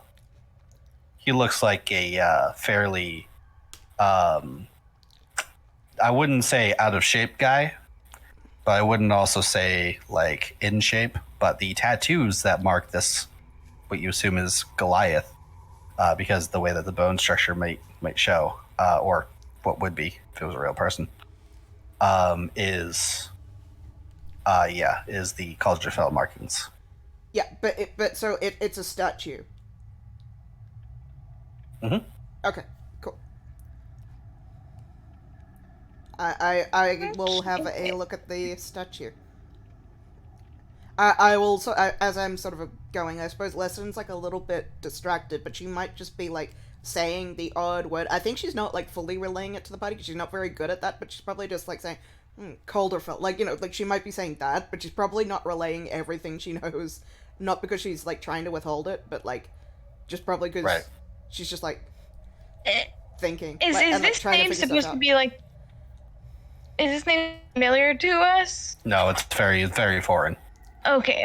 It's like when people like raid a like let's say Indiana Jones finds like this lost temple like to time in the middle of a jungle, like it's very isolated. These probably did not get out, But Does this seem like a good place to leave the animals, or is it like the walls are busted in? The walls are still standing, but there is no ceiling in this. Okay. place. You do see that the outline of some of the other buildings have ceilings, or at least the main temple looks like it has a ceiling. But this is an open air pavilion. It looks like it was designed without a roof. However, some of the other places around look like maybe the roofs have crumbled. Okay. But if you want to look around and roll a perception check, Definitely. I'm I gonna wanna come down this way here. I'm gonna investigate the statue. And like sort of I suppose I'm looking to see if it's sort of concealing anything. yeah, you roll that. Oof, yeah, nothing. And also, yeah, no, you can't really see too much through the snow there, Skange. You, Thurnaga, because I have to keep on switching in between fake names, walk up to another open air pavilion. Unlike the other two, this section has no walls. Instead, it is 6 columns holding up a domed roof. The roof collects snow as it stands there, being snowed on, collecting it, not dodging out of the way. There are stone tiles that are kind of form a floor underneath here, and you can see at least the edges are slick with ice. You kind of see like some, like you don't want to like jump and land on an edge here. You're gonna bust your face bone. So it's just empty? But it is a roofed place. You just see that there are these 6.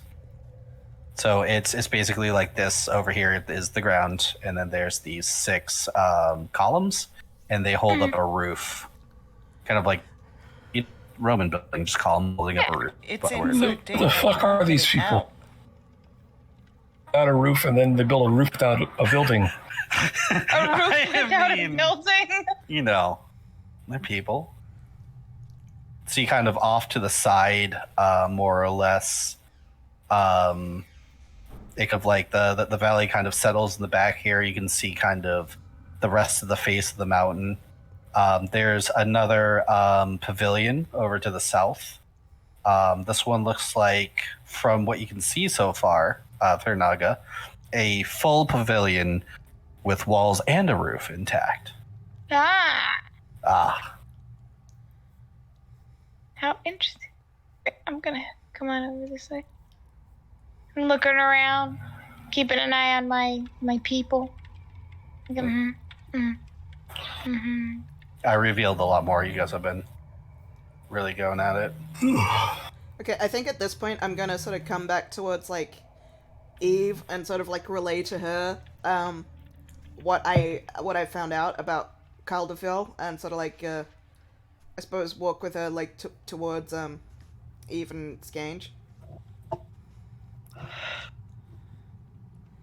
Because like I'm a bit stumped. Like I'll just say like there's this statue over there of this monk. I don't know. That's sort of that's all I've found. I don't know. Yeah. So at this point I'm just sort of sharing what I figured out. Has anyone else found anything? Is this the building down here with the roof and the shit? Like an actual building? For real? It looks more like an actual building. The roof and the other crap. So Scans is going to start building a nest. For this lunch? building to the south, this is something that sticks out to you, less than the religious. Yep. You see that the front portion of this is open to the elements, but the back and sides have both walls and a roof. You see that it opens up. In the center, there is a statue of a woman wearing robes with her fists in the air, ready for combat. And you actually see this as a martial figure among the pantheon. Like a warrior goddess sort of thing? Kind of. Very neutral, not good, not evil. Yeah. But one more of like, kind of like a more hand-to-hand martial way, known as Magda the Abolisher. Magda the Abolisher. Magda. I relay this information to the party.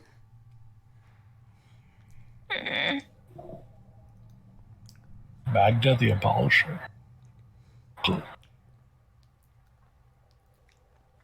Yep.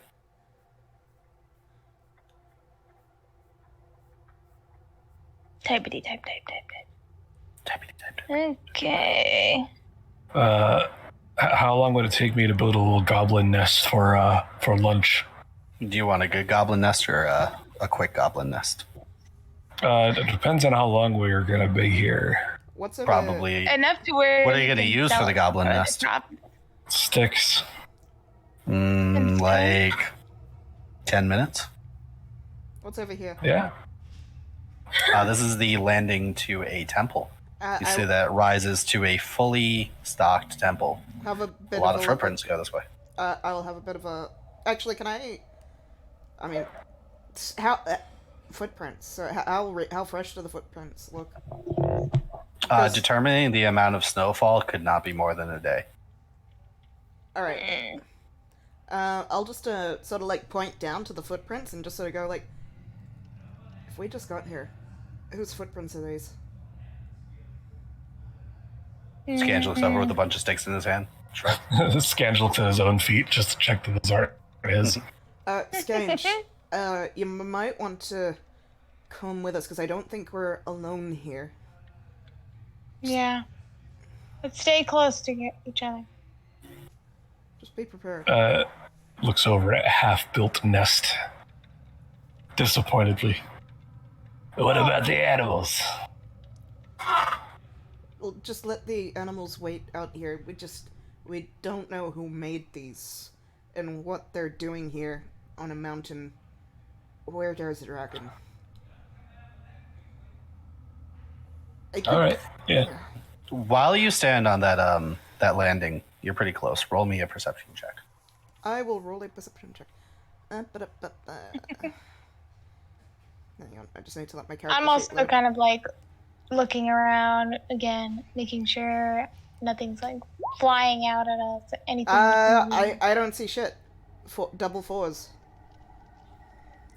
Yeah, you don't see shit. What about Thornaga, who's also on there? I also feel really dumb for this because Brady has been here the whole time and has not been seeing what we're talking about, but I'm just going to give him a link to the Roll20, even though we're going to end in like 25 minutes. Man.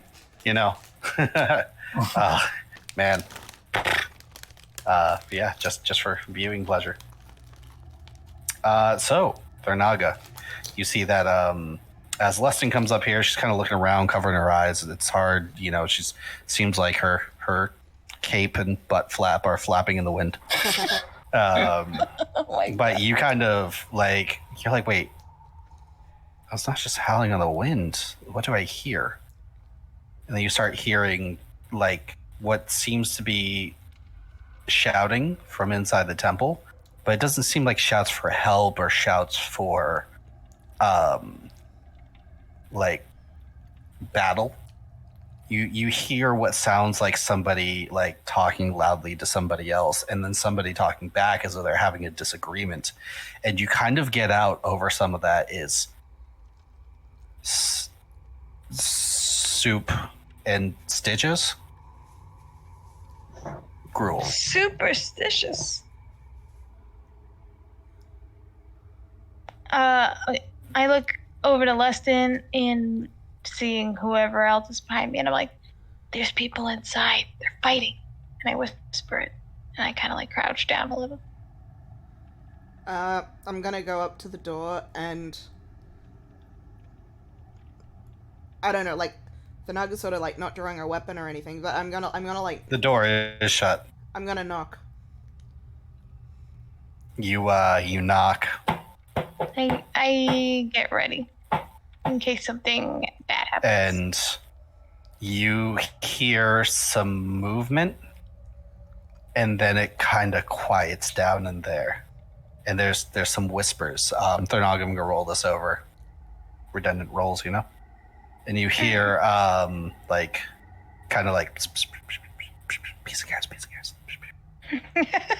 bread and butter. Do we have any more guys coming? Oh, I don't think we have any more guys coming.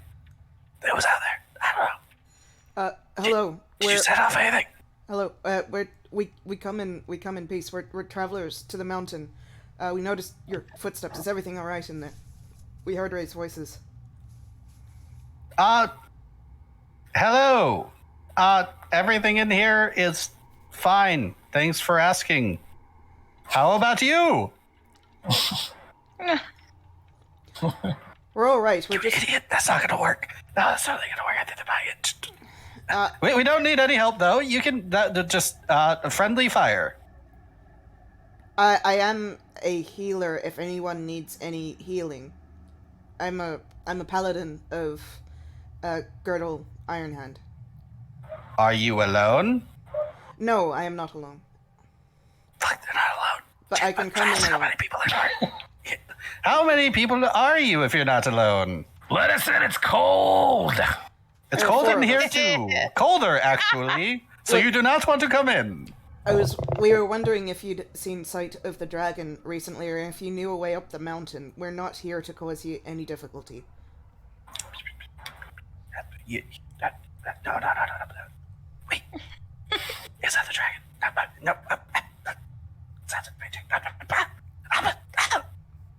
There is no dragon. It is colder in here, and no one needs help. You should head back home where it is warmer and nice. All right, I want to roll an intimidation.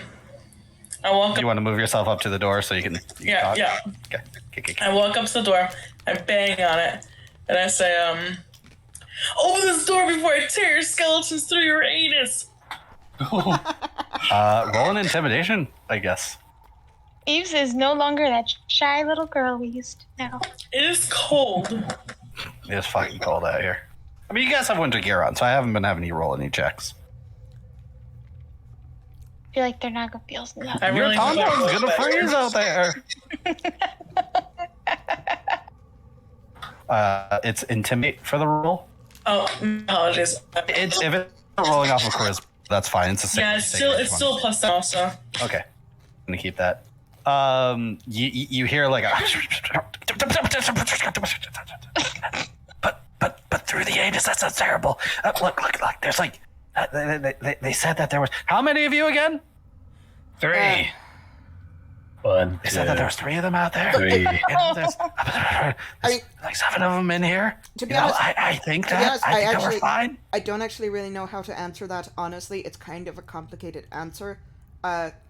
Somewhere between 4 and 7. Oh, There are a couple live beings, and then other skeletons that rip through people's anuses. Yes. we are going to be perfectly honest with you. No. I'm gonna be semi-honest with you. Jan, shut up, Jan. I got this. We are going to be perfectly honest with you. We think that there is a ghost in here, and this place is very haunted, and we are taking care of the situation. Please leave. You are interrupting Well, us. If I mean- it's like a ghost and stuff, we It's can not, you totally help you superstitious guys fool. take it out. Stop calling me a fool.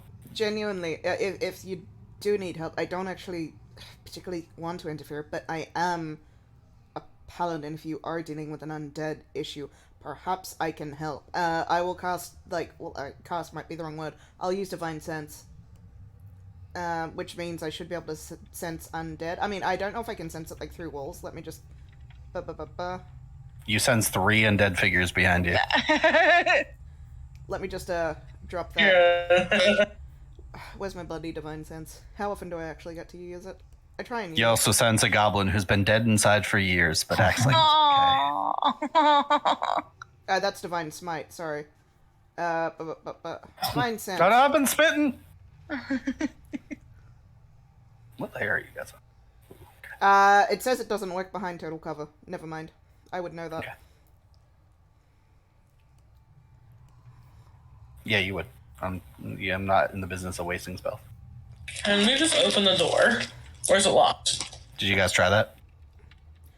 Oh no, I've only not. I'm I following haven't lessons. I have not actually tried to open it because I'm not trying to, get attacked by people.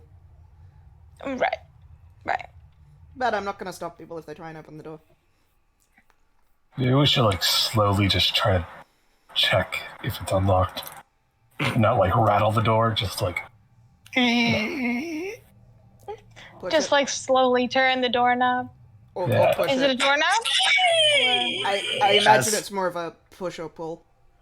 Yeah. Oh yeah. Are Is you it going to push slowly or push pull? it, or are you just going to push the doors open?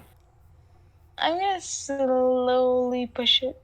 2-finger push, You start slowly pushing it. You know, your 2 fingers kind of go over to your hand now, and then so you're putting a little bit more bicep into this push, a little bit more tricep actually, and you're trying to slowly push it, and you feel like you're pushing it a little bit, but it's a heavy door. You're using it a lot more than you thought, and as it slowly creaks open, you hear a couple whispers, wait, you did lock it. There's not a lock. It's an old door. Why would it be a lock? This is a temple. I thought that you said that you put something in front of the door. Why are you putting it in front of the door? There's a stone pews. I can't lift up a stone pew. Well, I thought that you said you were going to put something over there. And then finally it opens up, and you see that there is a room full of these people, and they all seem to be wearing various forms of hide armor, chainmail. They do kind of look rough and tough. They have weapons on them, but they they don't have them drawn. They seem to be more bickering with each other. They all have a symbol on their various armors. The symbol seems to be of a kind of man, where is the I had a picture of it. Give me a second over here. Where's my sidebar?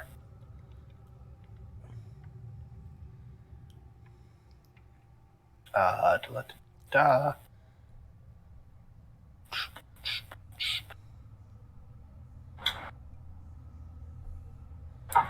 Okay, they all have the same symbol. I don't know what a reaver is, but that's on their symbol, and it's blue. Okay. I've heard that before. Beaver. Yeah, Reaver. And So, yeah, and this guy steps forward. He's like, no need to get pasty here, but there is.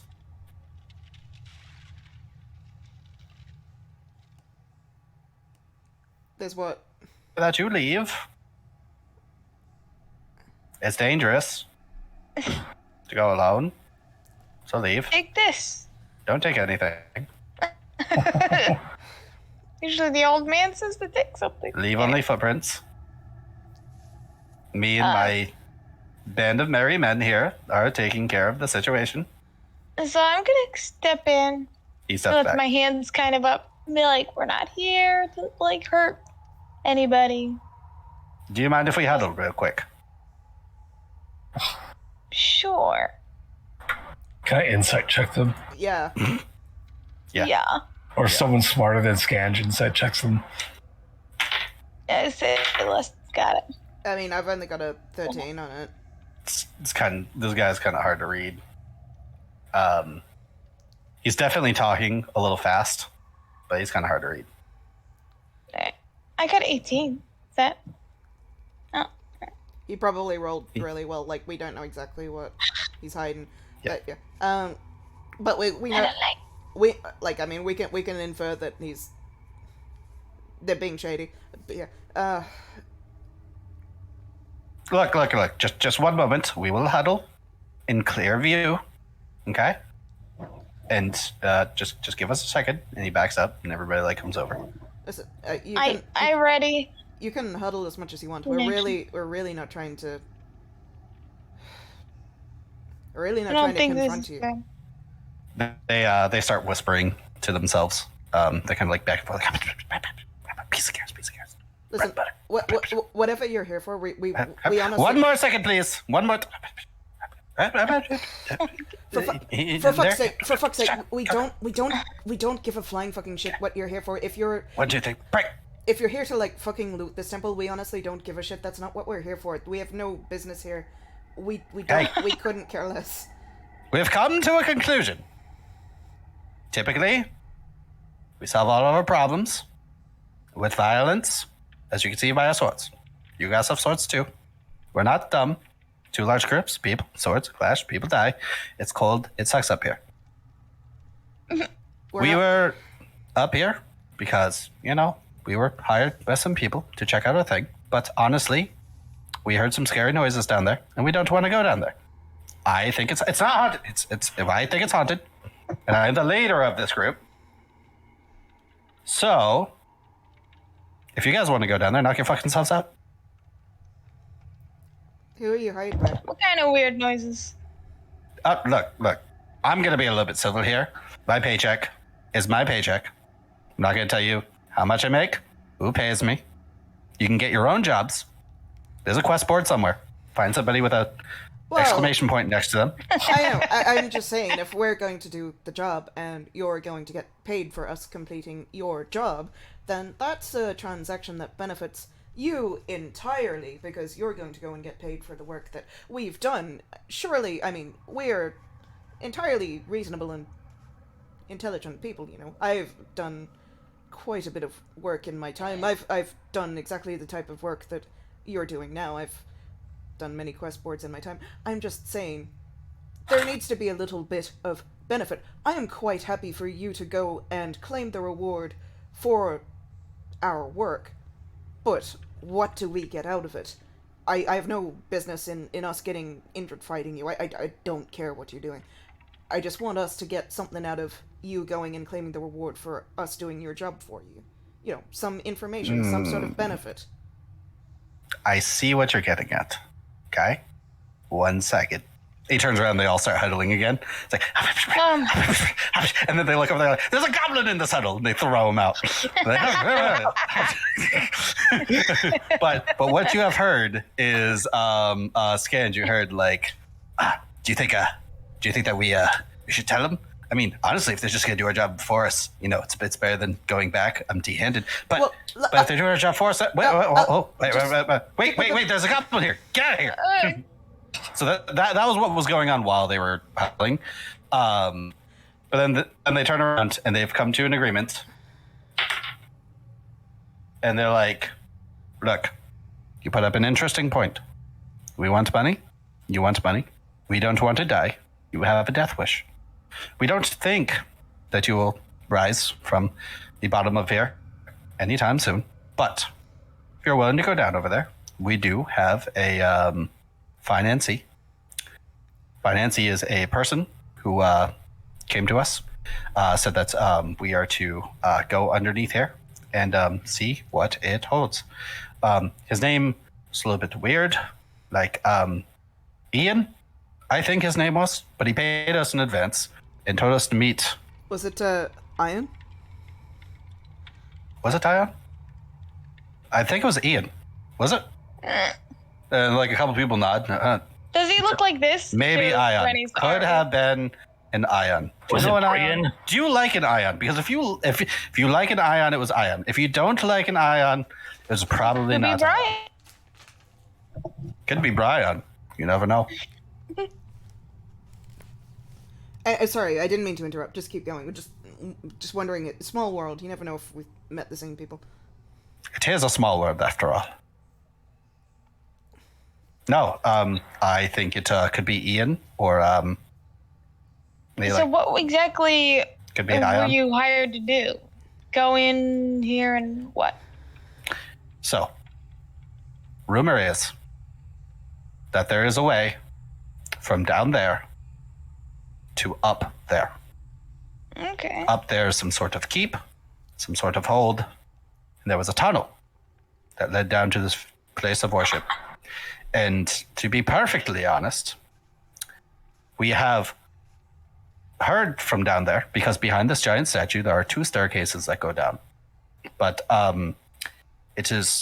we have heard some echoes, and Jan doesn't want to go down there, and I believe in Jan.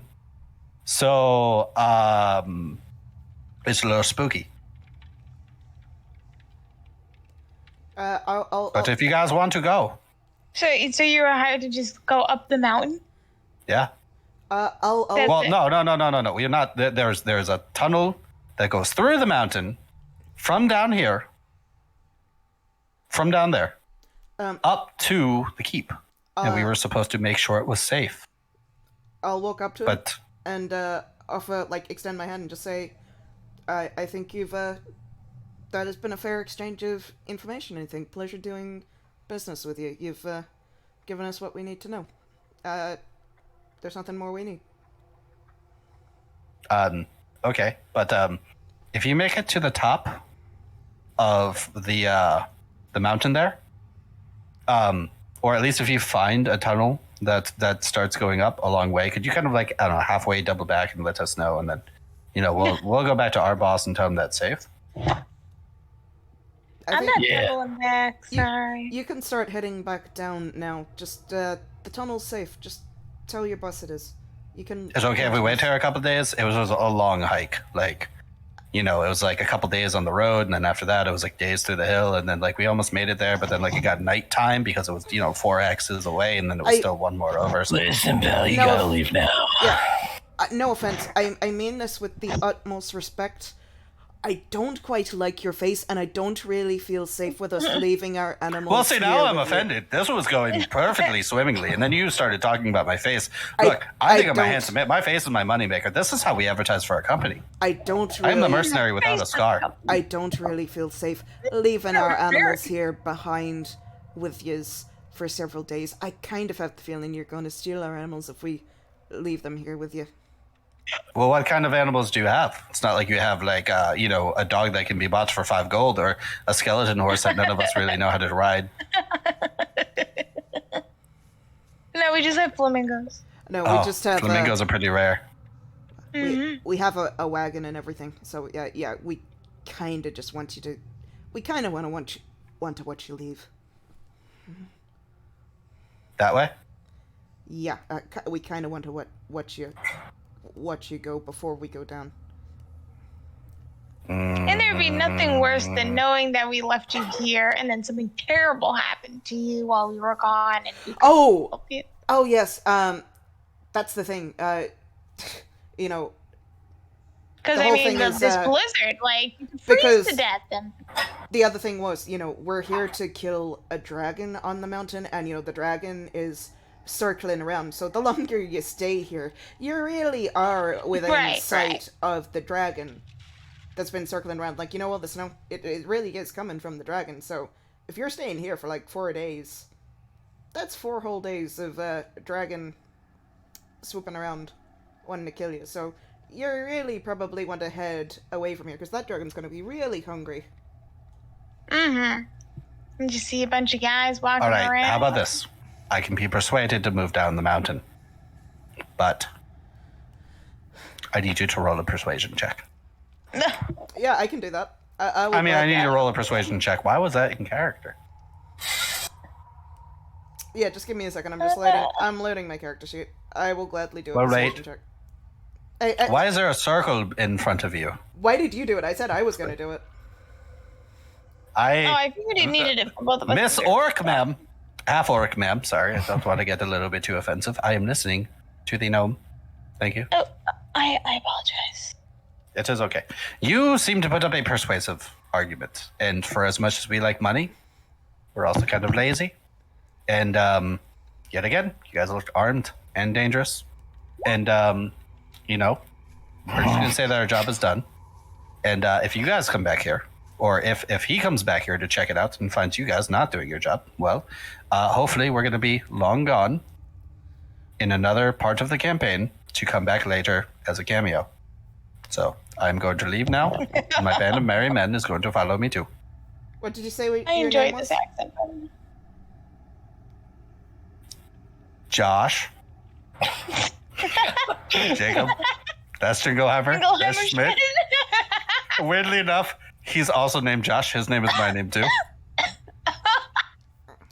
And we're the did I say enough names for people right there? I don't know if I said too much or too little. I'm almost squinting at this point. Oh my god.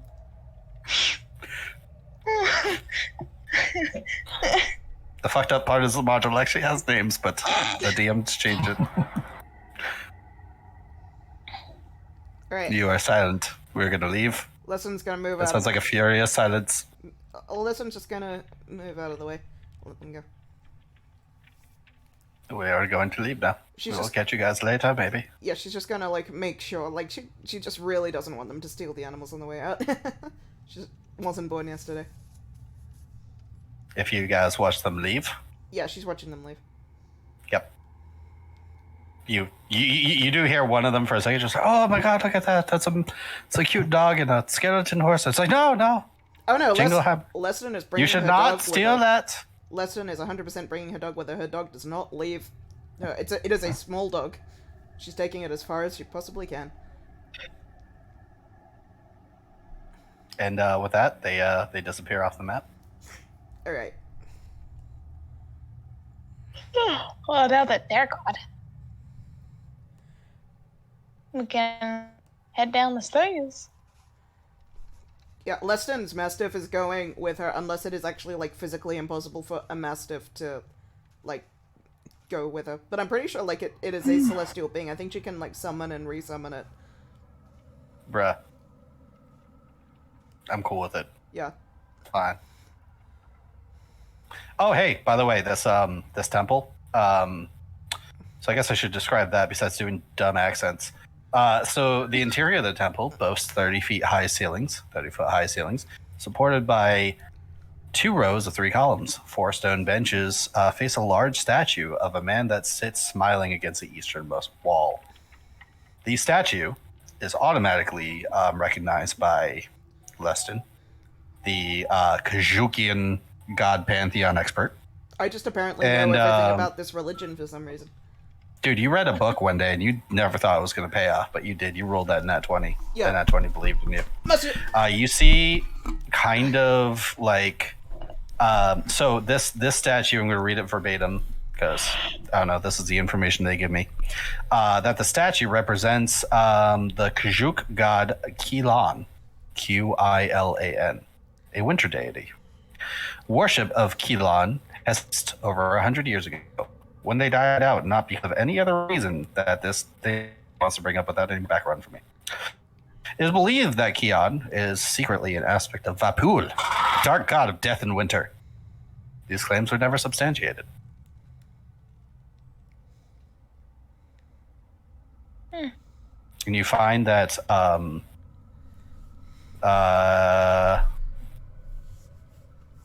no, that's about it. Cool. I forgot that treasure is what they had on them before they left. If you guys killed them, they each had 3d6 gold. Yeah. No. Oh, get after them. Boy, come back. We want your money. Run to us. With that being said, you guys face a dark, narrowing passageway. 2 unexplored rooms that probably have nothing in them. And a cold, howling outside. And with that, moving forward... Uh-oh. There we go. Control Z works on this. With that, moving forward, we are going to call it here as you guys stare down the Kajravel Temple. Nice. Yet again, I would like to give out many, many, many thanks to Brady, to whom Bob, Cedric the Destroyer. Man. Have you held on that long? Have you been here that long?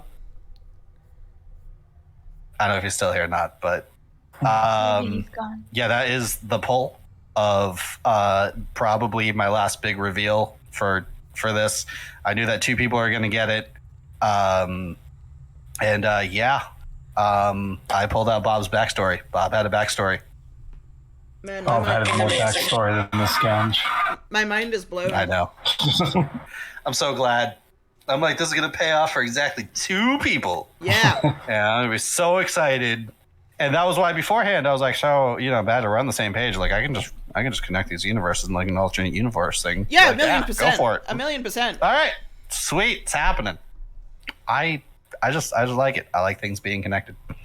There was a lot of things I pulled in there. Badger, when did you figure it out? When he at the end said Nahum?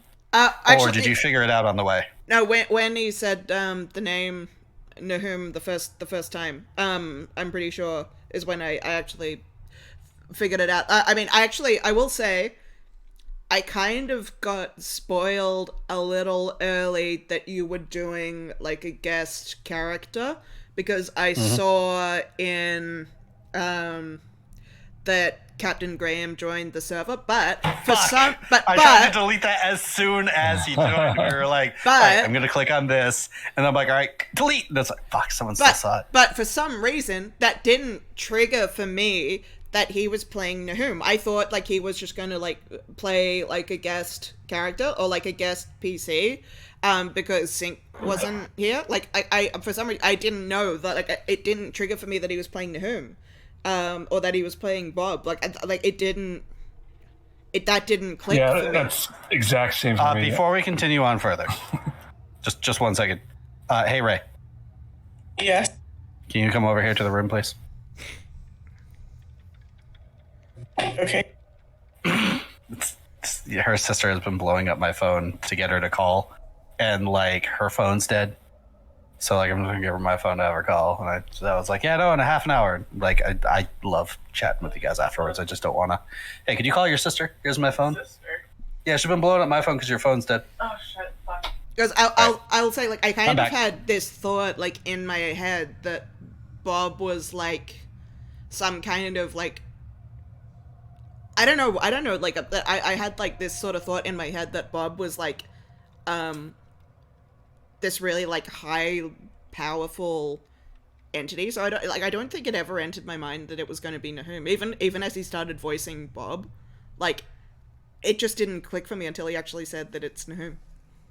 Yeah, I was like, at first, like, it's going to be, because I was telling them, I was like, you're going to be like half skeleton, like half person, because like you're over time, like you're going to be immortal, but like your wounds aren't going to heal. They're just gonna stay. So like over time, you're gonna get burned, you're gonna get singed, you're gonna get stuff happen to you. Part of your body's gonna run away to the skeleton form. So like your vocal cords are barely hanging on. It's gonna be raspy. So like, what's like the canon like in your mind of like exactly what happened to lead to this? Like, what's the canon end of like? They never made the sacrifice. Well, yeah. I don't want to ruin the lore here a bit, but we could retroactively retcon that. But Bob was an orc. That's true. I know that because I specifically drew with like tusks, like orc teeth. So I think what happened was, we did entitle Bob to have a skeleton, but Bob not only was brought up from that orc, which was the first one that she summoned, but it was said that in her background, when she was wandering the woods, she saw a skeleton. Right, so it's just like so with that being said, my canon it was probably just easier to have Nahum's spirit inherit some random skeleton. Right. Exactly. So when it was mentioned with that angelic feature, I really didn't describe it too well. I wanted to do like biblical accuracy angel, where like there's a whole bunch of like eyes on their wings and it's fucked up. But like what he did was like, Nahum no longer has a body. Yeah. And that's why he renamed him. So it was really his spirit that was pulled. So technically Nahum can go in any humanoid container. Right. It kind of makes sense because like I imagine like if there was like no sacrifice was made and the party got wiped, his body wouldn't have survived that, and it wouldn't be on this continent. So like his spirit would have like been wandering around and had to get put into some kind of vessel. It wouldn't be his actual body. Yeah. How I pitched it to Brady was that during the Serapin fight, yet again, Keldari never made the sacrifice. Yeah. And what happened was the fight was basically so powerful that at one point, the crumbling of the ceiling started happening. And the last thing that he remembered was the ceiling started crumbling. And then he woke up in the plane of the abyss, basically stopping her from using her connection with Orcus, which he brought up. I was like, what? He was saying that like she had this connection. And I was like, oh yeah. Yeah, that's right. And basically it was his job to guard the portal. So anytime that she summoned demons to try to help, he would be there to stop it. Yeah. I like the idea that whenever Serapin tries to summon demons, she's only getting like 1/8 of what she tries to summon. Yeah. So barely even. Like whatever could slip past him at the time, but like it's not a lot. This dude was really good. Yeah. It's like half a demon every once in a while. Yeah. And eventually he fought until not only he lost what resembled his body, but he fought until he forgot who he was and truly embraced Zerdok the destroyer of thousands of demons on their own plane. Yeah, that kind of makes sense because like this is sort of like kind of in the background of like what was going on. So the kind of overarching campaign of Dawn was like the planes were all kind of like everything was going to be like all the planes were going to kind of converge, and like everything that was keeping all the planes separate was just going to fade away. And so you were going to have like, okay, people were going to be like, well, since all the planes are going to like fade away anyway, and we're going to have like a bunch of demons invade our world, and like a bunch of like Tiamat's going to get released from her prison, better pick sides. And so like Serapan was just like, well, I'm going to pick sides with Orcus. I'm going to like side with demons. And yeah, the dragon's like, this is time to free Tiamat. So there was going to be like a big war between like the demons and the dragons, like evil dragons, over like who's going to like win the plane. So I imagine that war happened, and it's just going to be like, okay, war between like demons and dragons. Yeah. That war kind of didn't really happen because spoiler alert, I am pushing you guys instead of into part 2 of 4 of the Dragon of Icespire Peak campaign. I'm pushing you guys purely into on one continent, purely like in Tiamat. one small part of the world. Yeah. Yeah.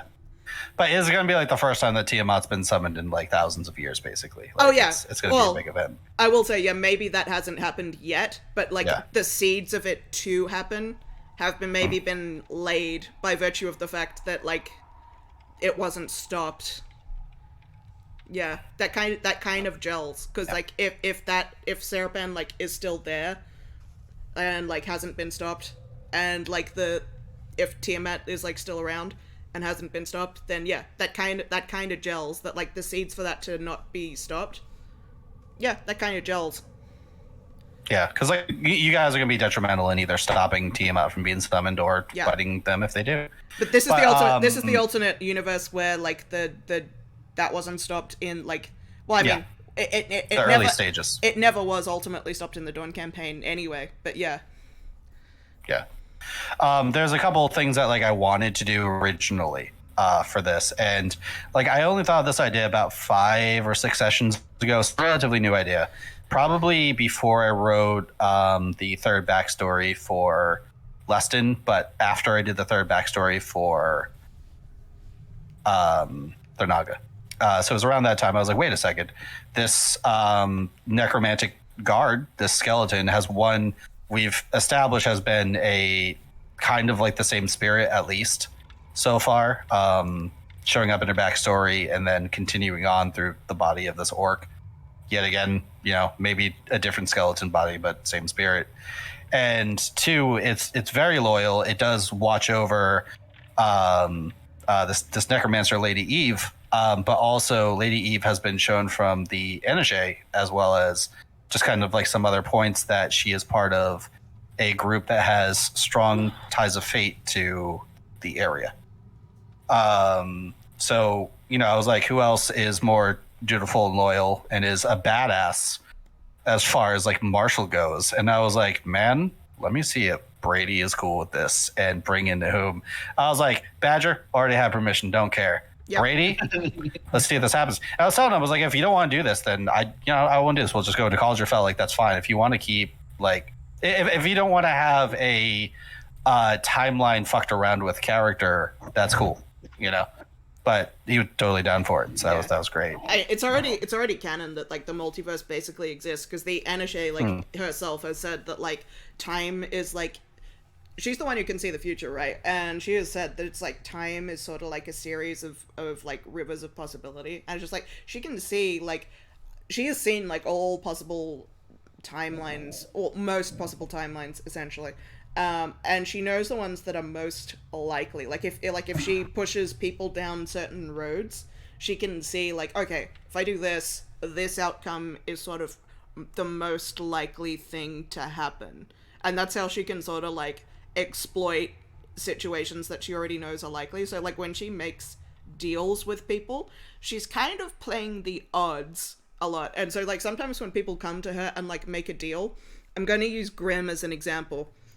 100%, when he came to her and sacrificed his hand and said, I want to marry the princess, my personal interpretation is she didn't use any of her powers at all to make that happen, because he was already extremely likely to marry her, or because he was a noble. The river of that fate already looks very well watered. Yeah, sure, I'll make the deal. He's already exactly like, so she didn't actually have to use or any of her powers to make that happen. He's already a noble son of a great house, and essentially all she did was make him believe that she was influencing fate, and just basically give him the confidence to go and talk to her. You know, and actually pursue that. You see that girl staring at you from across the room? Yeah. Basically, so my interpretation of that is he sacrificed his hand for like literally nothing, like something that would have happened anyway, and especially because she already knew that like the biggest competition to that was going to like exit the picture very soon anyway, because of another deal that had been made, and wouldn't be wouldn't even be remembered by anyone soon. Like the biggest romantic rival was about to get removed from everybody's memory very soon, because she made that deal. So yeah. Who are you talking about? I don't know who you're talking about. I don't know who you're talking about. Yeah, who? I don't know who you're talking about. But with Yeah. that being said, there was a couple things that like I wish I could have asked without giving this away.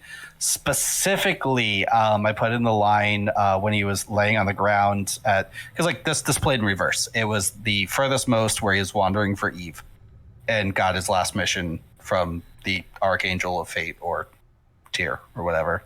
And then it went to him fighting kind of like in a stance where like he's lost itself, but you see that like this guy has been fighting forever. He's almost like a weapon and spirit body now. And then like you see degradation of him as like he holds his post by this portal opens up every now and then. We saw it not open in one, we saw it open in another. And then before that, we see when he's first there, right after he dies, and like kind of like the conversation with like, why am I here? What is this? Whatever. But really, I wish I knew what the dung bowl was, because I specifically wrote it in that he had dented engravings of Tyr, which is kind of like a this universe thing, because like we don't have the all faith. As well as a crest from another time prominently worked into multiple parts of his armor. Yeah. If I knew what the Dawn Guard was and I couldn't just ask you without giving it away, I was gonna put that like that's what's engraved into multiple. But I was like, what, we're kind of giving, we're gonna say the name anyway at the end of it. I did have it somewhere what the Dawn Guard symbol was. I do remember that the symbol of like Rosebriar was, or the symbol of dawn was like the rose pointed sun, so it's like a sun like on like a rose, like that was like the symbol of the nation. That's why I got confused, because initially when I was talking to Brady was like, no, it's the Dawn Guard. But like I was like, Dawn Flower, so I'm totally mixing that up with Pathfinder Saren Ray. Because Nahum, for a short time, was associated with the Rose Guard, but then he was like, "No, this isn't what I was meant to do." No, he gave that up because like he was, but that's also, that wouldn't have happened in that timeline, because he only became the Rose Guard in the timeline where Kaldari sacrificed himself, and he became the personal bodyguard of the Queen, and she never became the Queen if Kaldari never sacrificed himself. That's why I didn't put the symbol of the Dawn Guard in there, and I totally just put something a little bit more ominous to leave it as a mystery for people to figure it out, like the smart person Badger who did on the way. Yeah, right. It wasn't the Dawn Guard. It was Rosebriar the whole time. Well, Rose Guard and the Dawn Guard are two different things. So Rose Guard is like Steve knows this. The Rose Guard is like the, what are they called? Like They're like the Royal Guard, basically. Yeah, like the fellas who are all in white in Game of Thrones, like the like what Jaime Lannister is in Game of Thrones. That's like the Rose Guard, the King's Guard, in Game of Thrones. Like, I have no idea about a lot of Game of Thrones. I'll be perfectly honest. Yeah, like the Rose Guard are basically like the honor guard for the ruler, and they like guard the castle district. They're like the Dawn Guard are like the general military. Like like the Rose Guard are like Marines. They're like Marines or Navy SEALs. They're elite knights, whereas the Dawn Guard are like cops. Yeah. I had an idea that I couldn't go along with because I was already pressed for time, already super late. And I didn't know how to work it in, because like I could totally work in the Nahum thing. I could totally work in this. There was a secondary person that I wanted to work in as Bobolina that would have also fought later point by his side. And that was going to be Helena. Henne, you mean? Or Helena. Henne, that's it. Sorry, got My Chemical Romance mixed up with the Dawn campaign. Yeah. Although I suppose because we had like resurrected her during the campaign and she's never actually said anything, I can see why you didn't do that. She also wouldn't have died when everybody else died, so there would be a little bit of a time frame depending on if time goes by a one-by-one schedule with the demon plane. She wasn't in that fight with you guys. I actually don't remember exactly where she was during that fight. I think she was outside the she would have been outside. She was probably fighting with the elves during that. I don't think she was in the city with you. But that was gonna like the ceiling falling down initially is what killed everybody. So she wouldn't have been there right away. No, she probably would have been held prisoner before killed publicly. Whatever, you know. She was almost. But it was a less important certainly, reveal. She was almost certainly like fighting alongside, like the queen, like the princess at that time, and like outside with that, or like the alternative is she was with the Black Arrows. But I'm pretty sure she like never left the side of the princess once she reunited with her. She was either with the princess or the Black Arrows. Yeah. Because I mean, she was a member of the Rose Guard. So if she reunited with the princess, she was not leaving her side when she reunited with her. Right. Because that's her duty.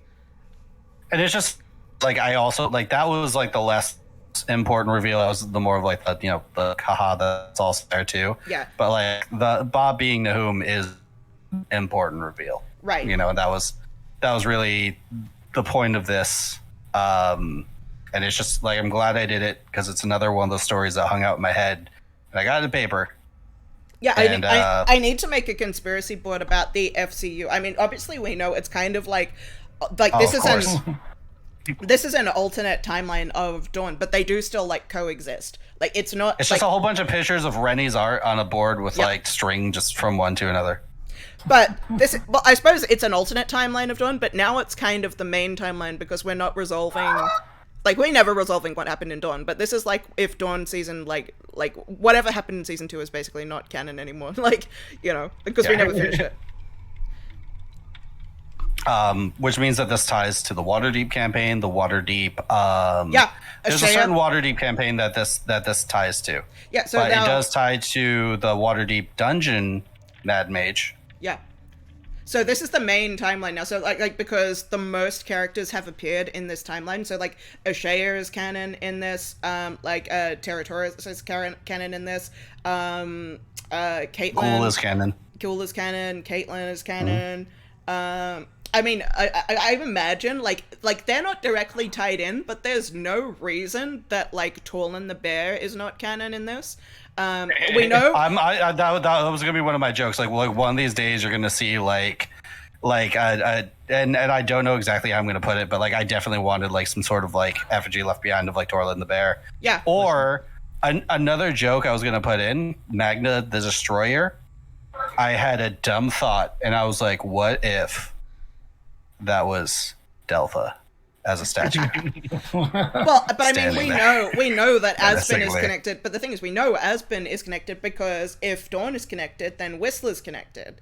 So like we know that like Invari and Delpha are canon like in this world too, and we know that like in an alternate universe, Dragon Age is connected because Bray is like a cross-dimensional being that exists in both the Dragon Age universe and in the Dawn universe. Even though it's like not strictly the same character, it's an alternate universe version of the same character with like the same. She just gets laid in all universes. Yeah, like she just exists in all universes because she is so nondescript. She just exists in every single universe as this nondescript entity. Like Like, she's so nondescript that she just exists in every single universe. There's a Bray in our world right now, It's a bunch of them. I would say Larry the Wizard, but you really don't need that. Yeah. that was the original joke because he was trying to practice that raspy voice and I couldn't get it. Props for that. That was a really good raspy voice. I sound like Larry the Wizard. I'm like, I totally forgot about him. What did he do? Inappropriately touch these demons. It's amazing. Yeah. Man,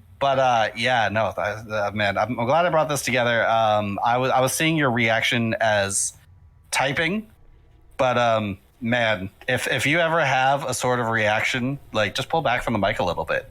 Definitely like what? I'm down. I love that. I love that shit. You're gonna laugh. You're gonna cry. If you're gonna be excited. If you're gonna be like what? Like flabbergasted. Like. Pull back from the mic a little bit, let it bleed through a little bit. That's why I got my rush off of. I'm glad you typed it though.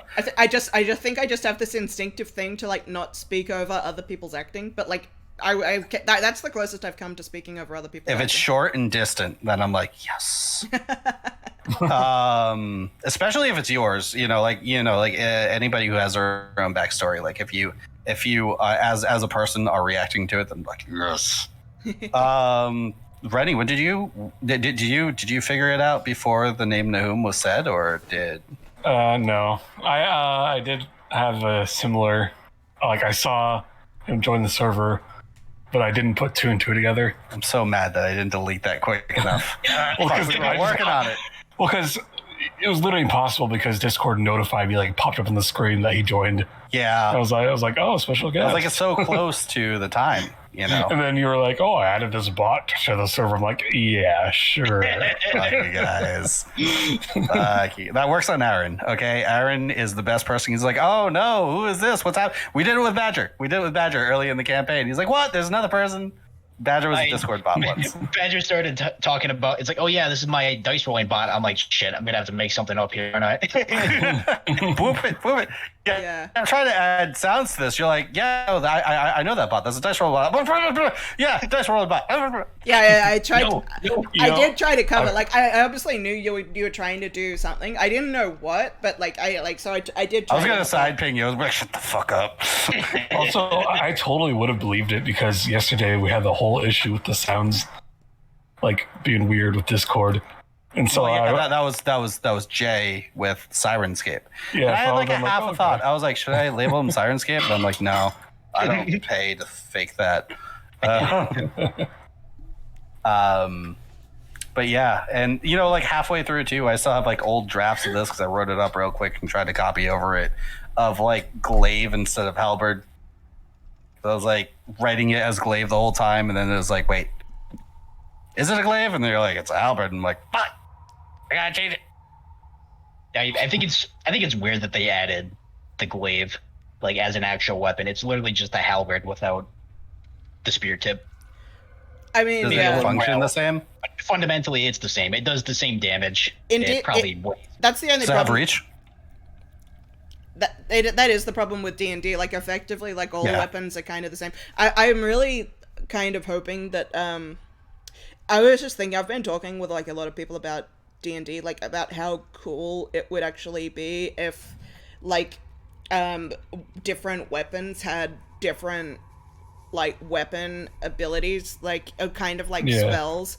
Like if like just as an example, like if every single like or maybe not every single one, but like if a whole bunch of like if choosing your weapon like actually meant something. Yeah, like you actually learned weaponry abilities, like when you picked up a weapon, so like it changed your fighting style. So say like you pick up a rapier weapon, that immediately prevents you from attacking multiple foes, whereas if you pick up a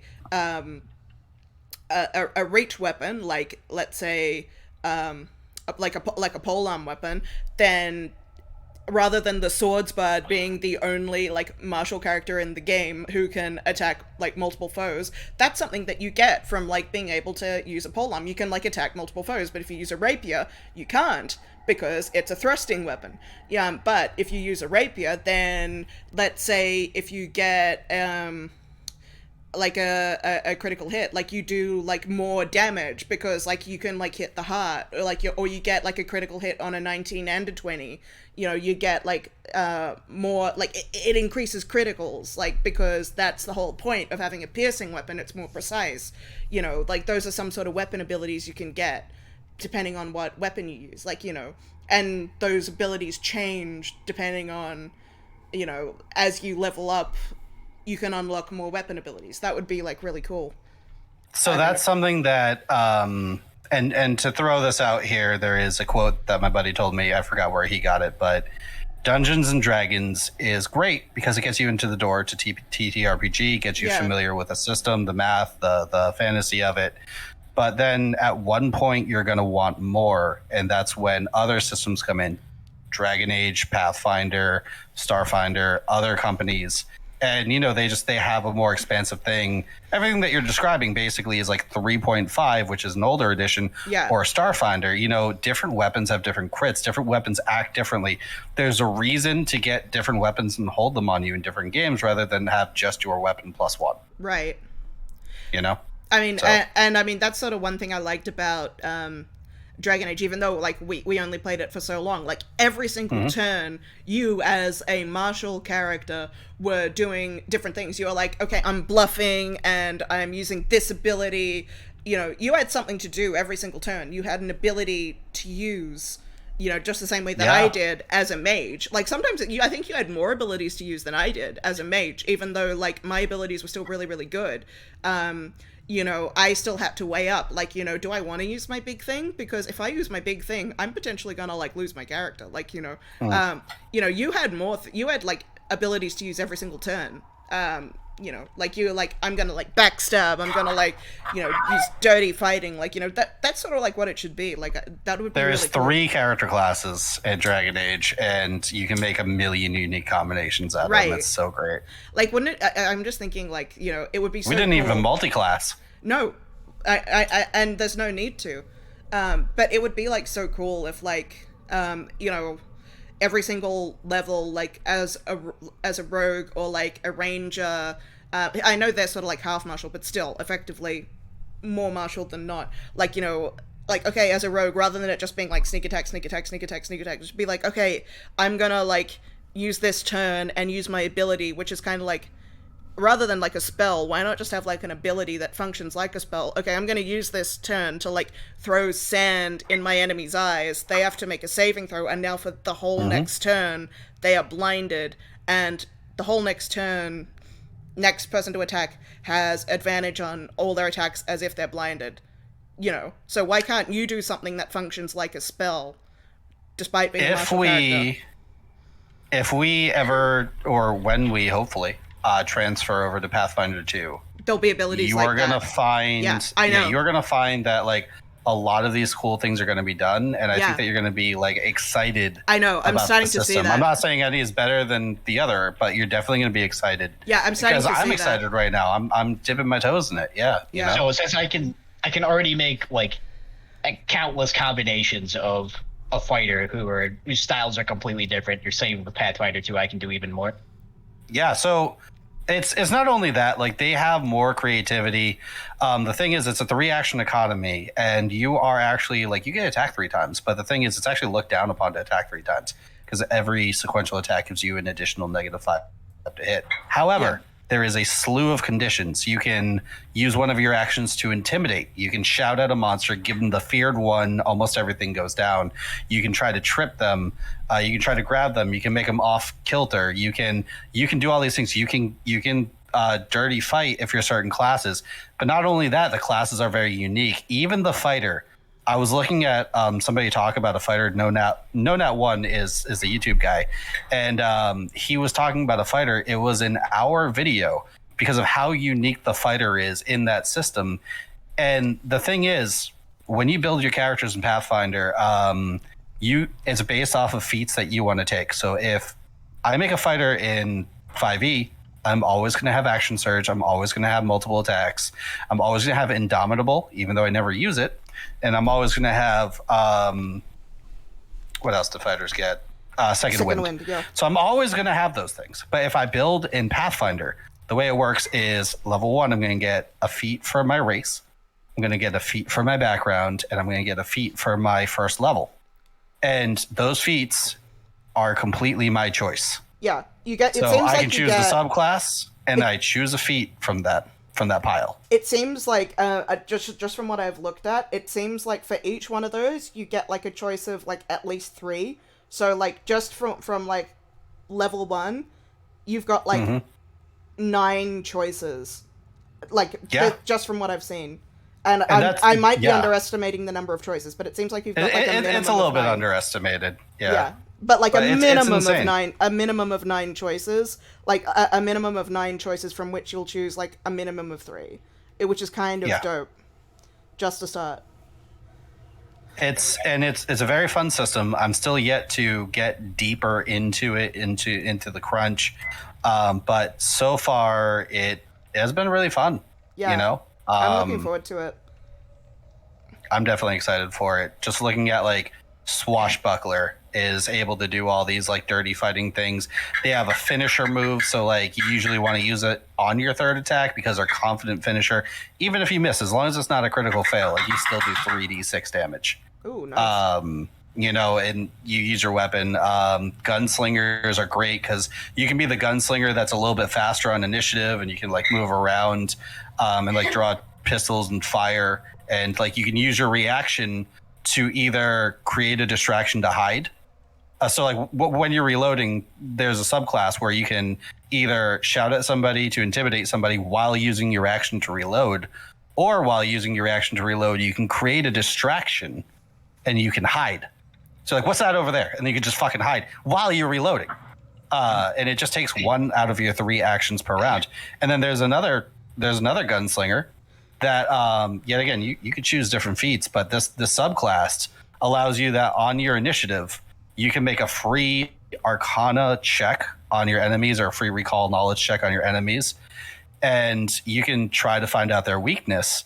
And even if you don't find out their weakness, the first 3 bullets that you shoot out of that gun are any element that you choose and add a D3 elemental damage. So if you're like, hey, I think this was weak to fire, you shoot them with fire, not weak to fire.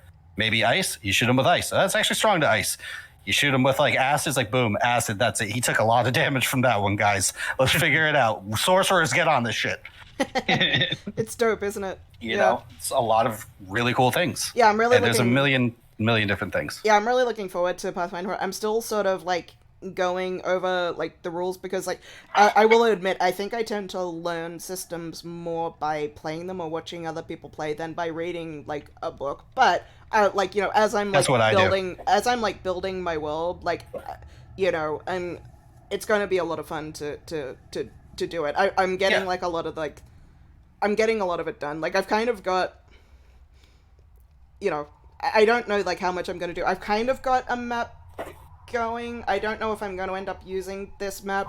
There's going to be like a lot of stuff like I need to do, like, because I'm using kind of like a randomly generated map to start, and I'm going to have to delete a lot of shit because like those like these generated maps, like they put a lot of shit in. I'm just like, this is way too many towns. I'm like, delete. I'm going to have to delete a whole bunch of shit.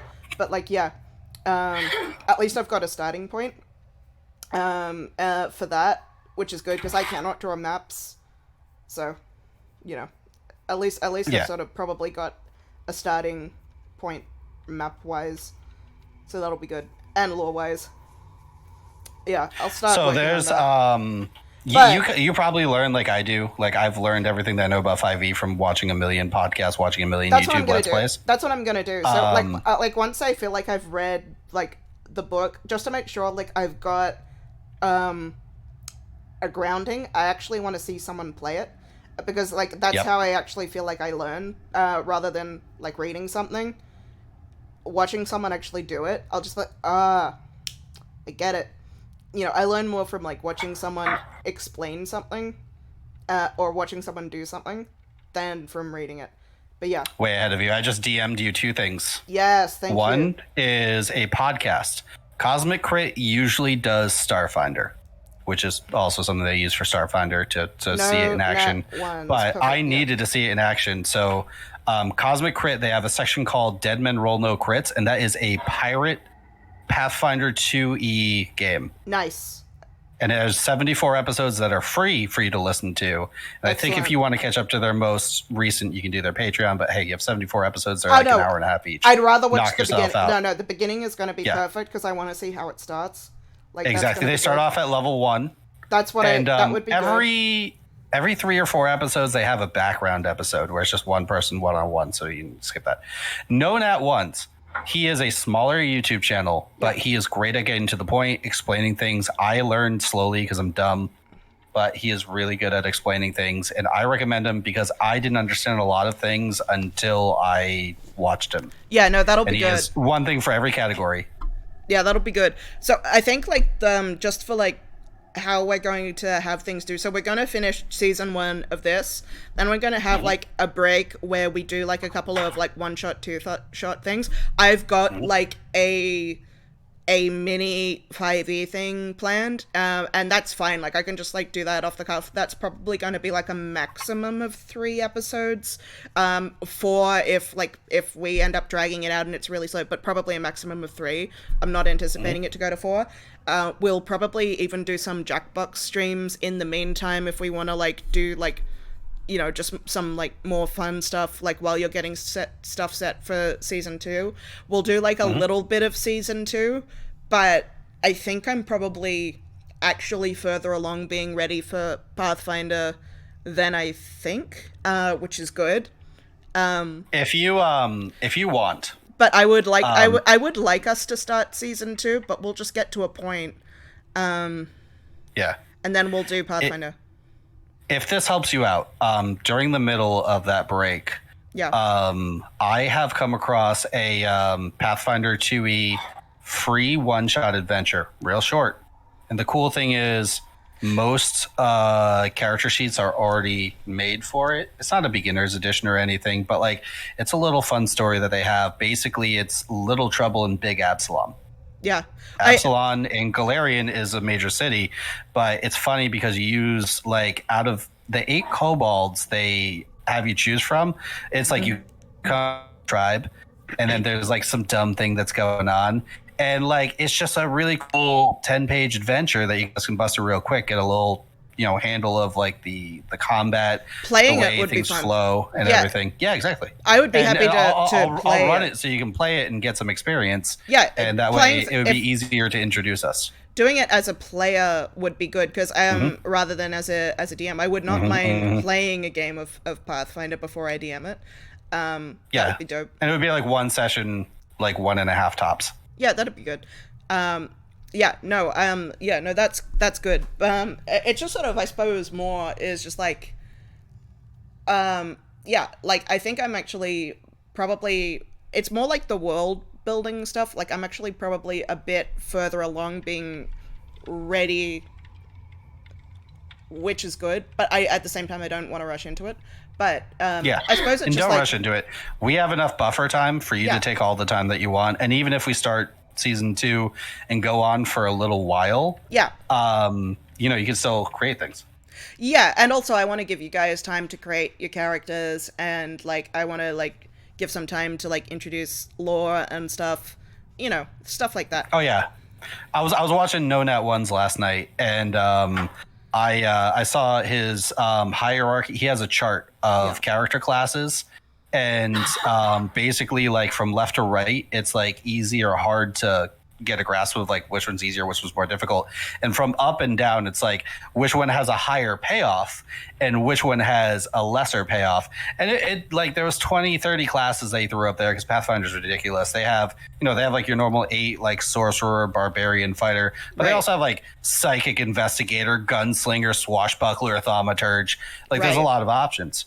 And I'm just like, man, I don't know what I would choose. I would be dumbfounded. Like I'm excited because I've always wanted to play the system, and every character is unique, and I'm going to be giving you a backstory. I'm probably going to partner up with somebody else for a backstory. Yeah, and that too. I want to give you guys the option of that. I want to give you guys the option for that, and I want to give you guys time to like talk with me about the world, and I want to be like, because I'm going to have like a whole thing, and I'd be like, okay, well, like, where do you picture your character being from? Okay, that sounds like this exact fucking village, I'm because I'm that person. I do even have an idea. Yeah. Already of a character that I want to play, because it's a character that I'm playing currently in a Grim Hollow campaign. Yeah, exactly. I want to see how he does in the Pathfinder 2, but the thing is, Rennie might know who it is. Right. It is a dwarf rendition of a man who has lost his mind from being stuck in, like, there was a cave collapse. He stayed in the pits, and he couldn't. It took him a really long time to find his way out. He subsided off of like mushrooms and dew coming down, and he went crazy. And I want to tell you, he drinks a lot. I want to tell you that actually probably fits remarkably well with where the starting village is. So that could actually fit. You have no idea, like, insanely well, because, like, I'll tell you, like, where the starting village is actually going to be is, like, kind of, like a mountain ancient, like a mountain town built on, like, an ancient dwarf. Like, ancient is a strong word, because ancient's a strong word. It'll make sense later why I say ancient is a strong word, but, like, it's kind of like a dwarven ruin. It's a largely dwarven community, but like dwarven ancestry, like human dwarven, and you're kind of near abandoned dwarven mines, and you might be... This could work. You could be, like, the only person from these dwarven mines. Like, you might have been rescued from them, because people don't, like, know, like, what happened in these dwarven mines, and you might not remember what happened in these dwarven mines. That could work extremely well. Because, you are in, like, a starting village that's near some dwarven mines. Yeah, that could work extremely well. We might have to workshop the name a bit, and this is something I'll go over with you, like, a little bit later. We'll go over in great detail, because I love doing that. I'll write down some stuff, but, like, he came from, like, weirdly, I don't know why he was in a mine, because he came from cobblers, and he's got a little bit smaller stature, but, like, because of how close he was to, like, the surface, he kind of has more of a human name, Robert. And that fits really well. Of a small stature. That fits really well in Pathfinder. He has gained. What? Sorry, you cut out. That kind of, like, he gained a nickname later on in life, Robert Cobbler. Yeah. And really, it boils down to an incident that happened with some fresh squeezed fruit, but he became to get known as Measly Bob Juice Shoes. And I'll catch you guys later. Nice. Have a good one. Get out! Leave! Dun, dun, dun, dun, dun, Peace dun. the fuck out, ready. I'm playing Measly Bob Juice Shoes in Pathfinder 2e. You can have a lot of fun with the art with that. Have a good one, guys. GG. Bye. GG. Cursed. All right. See you guys.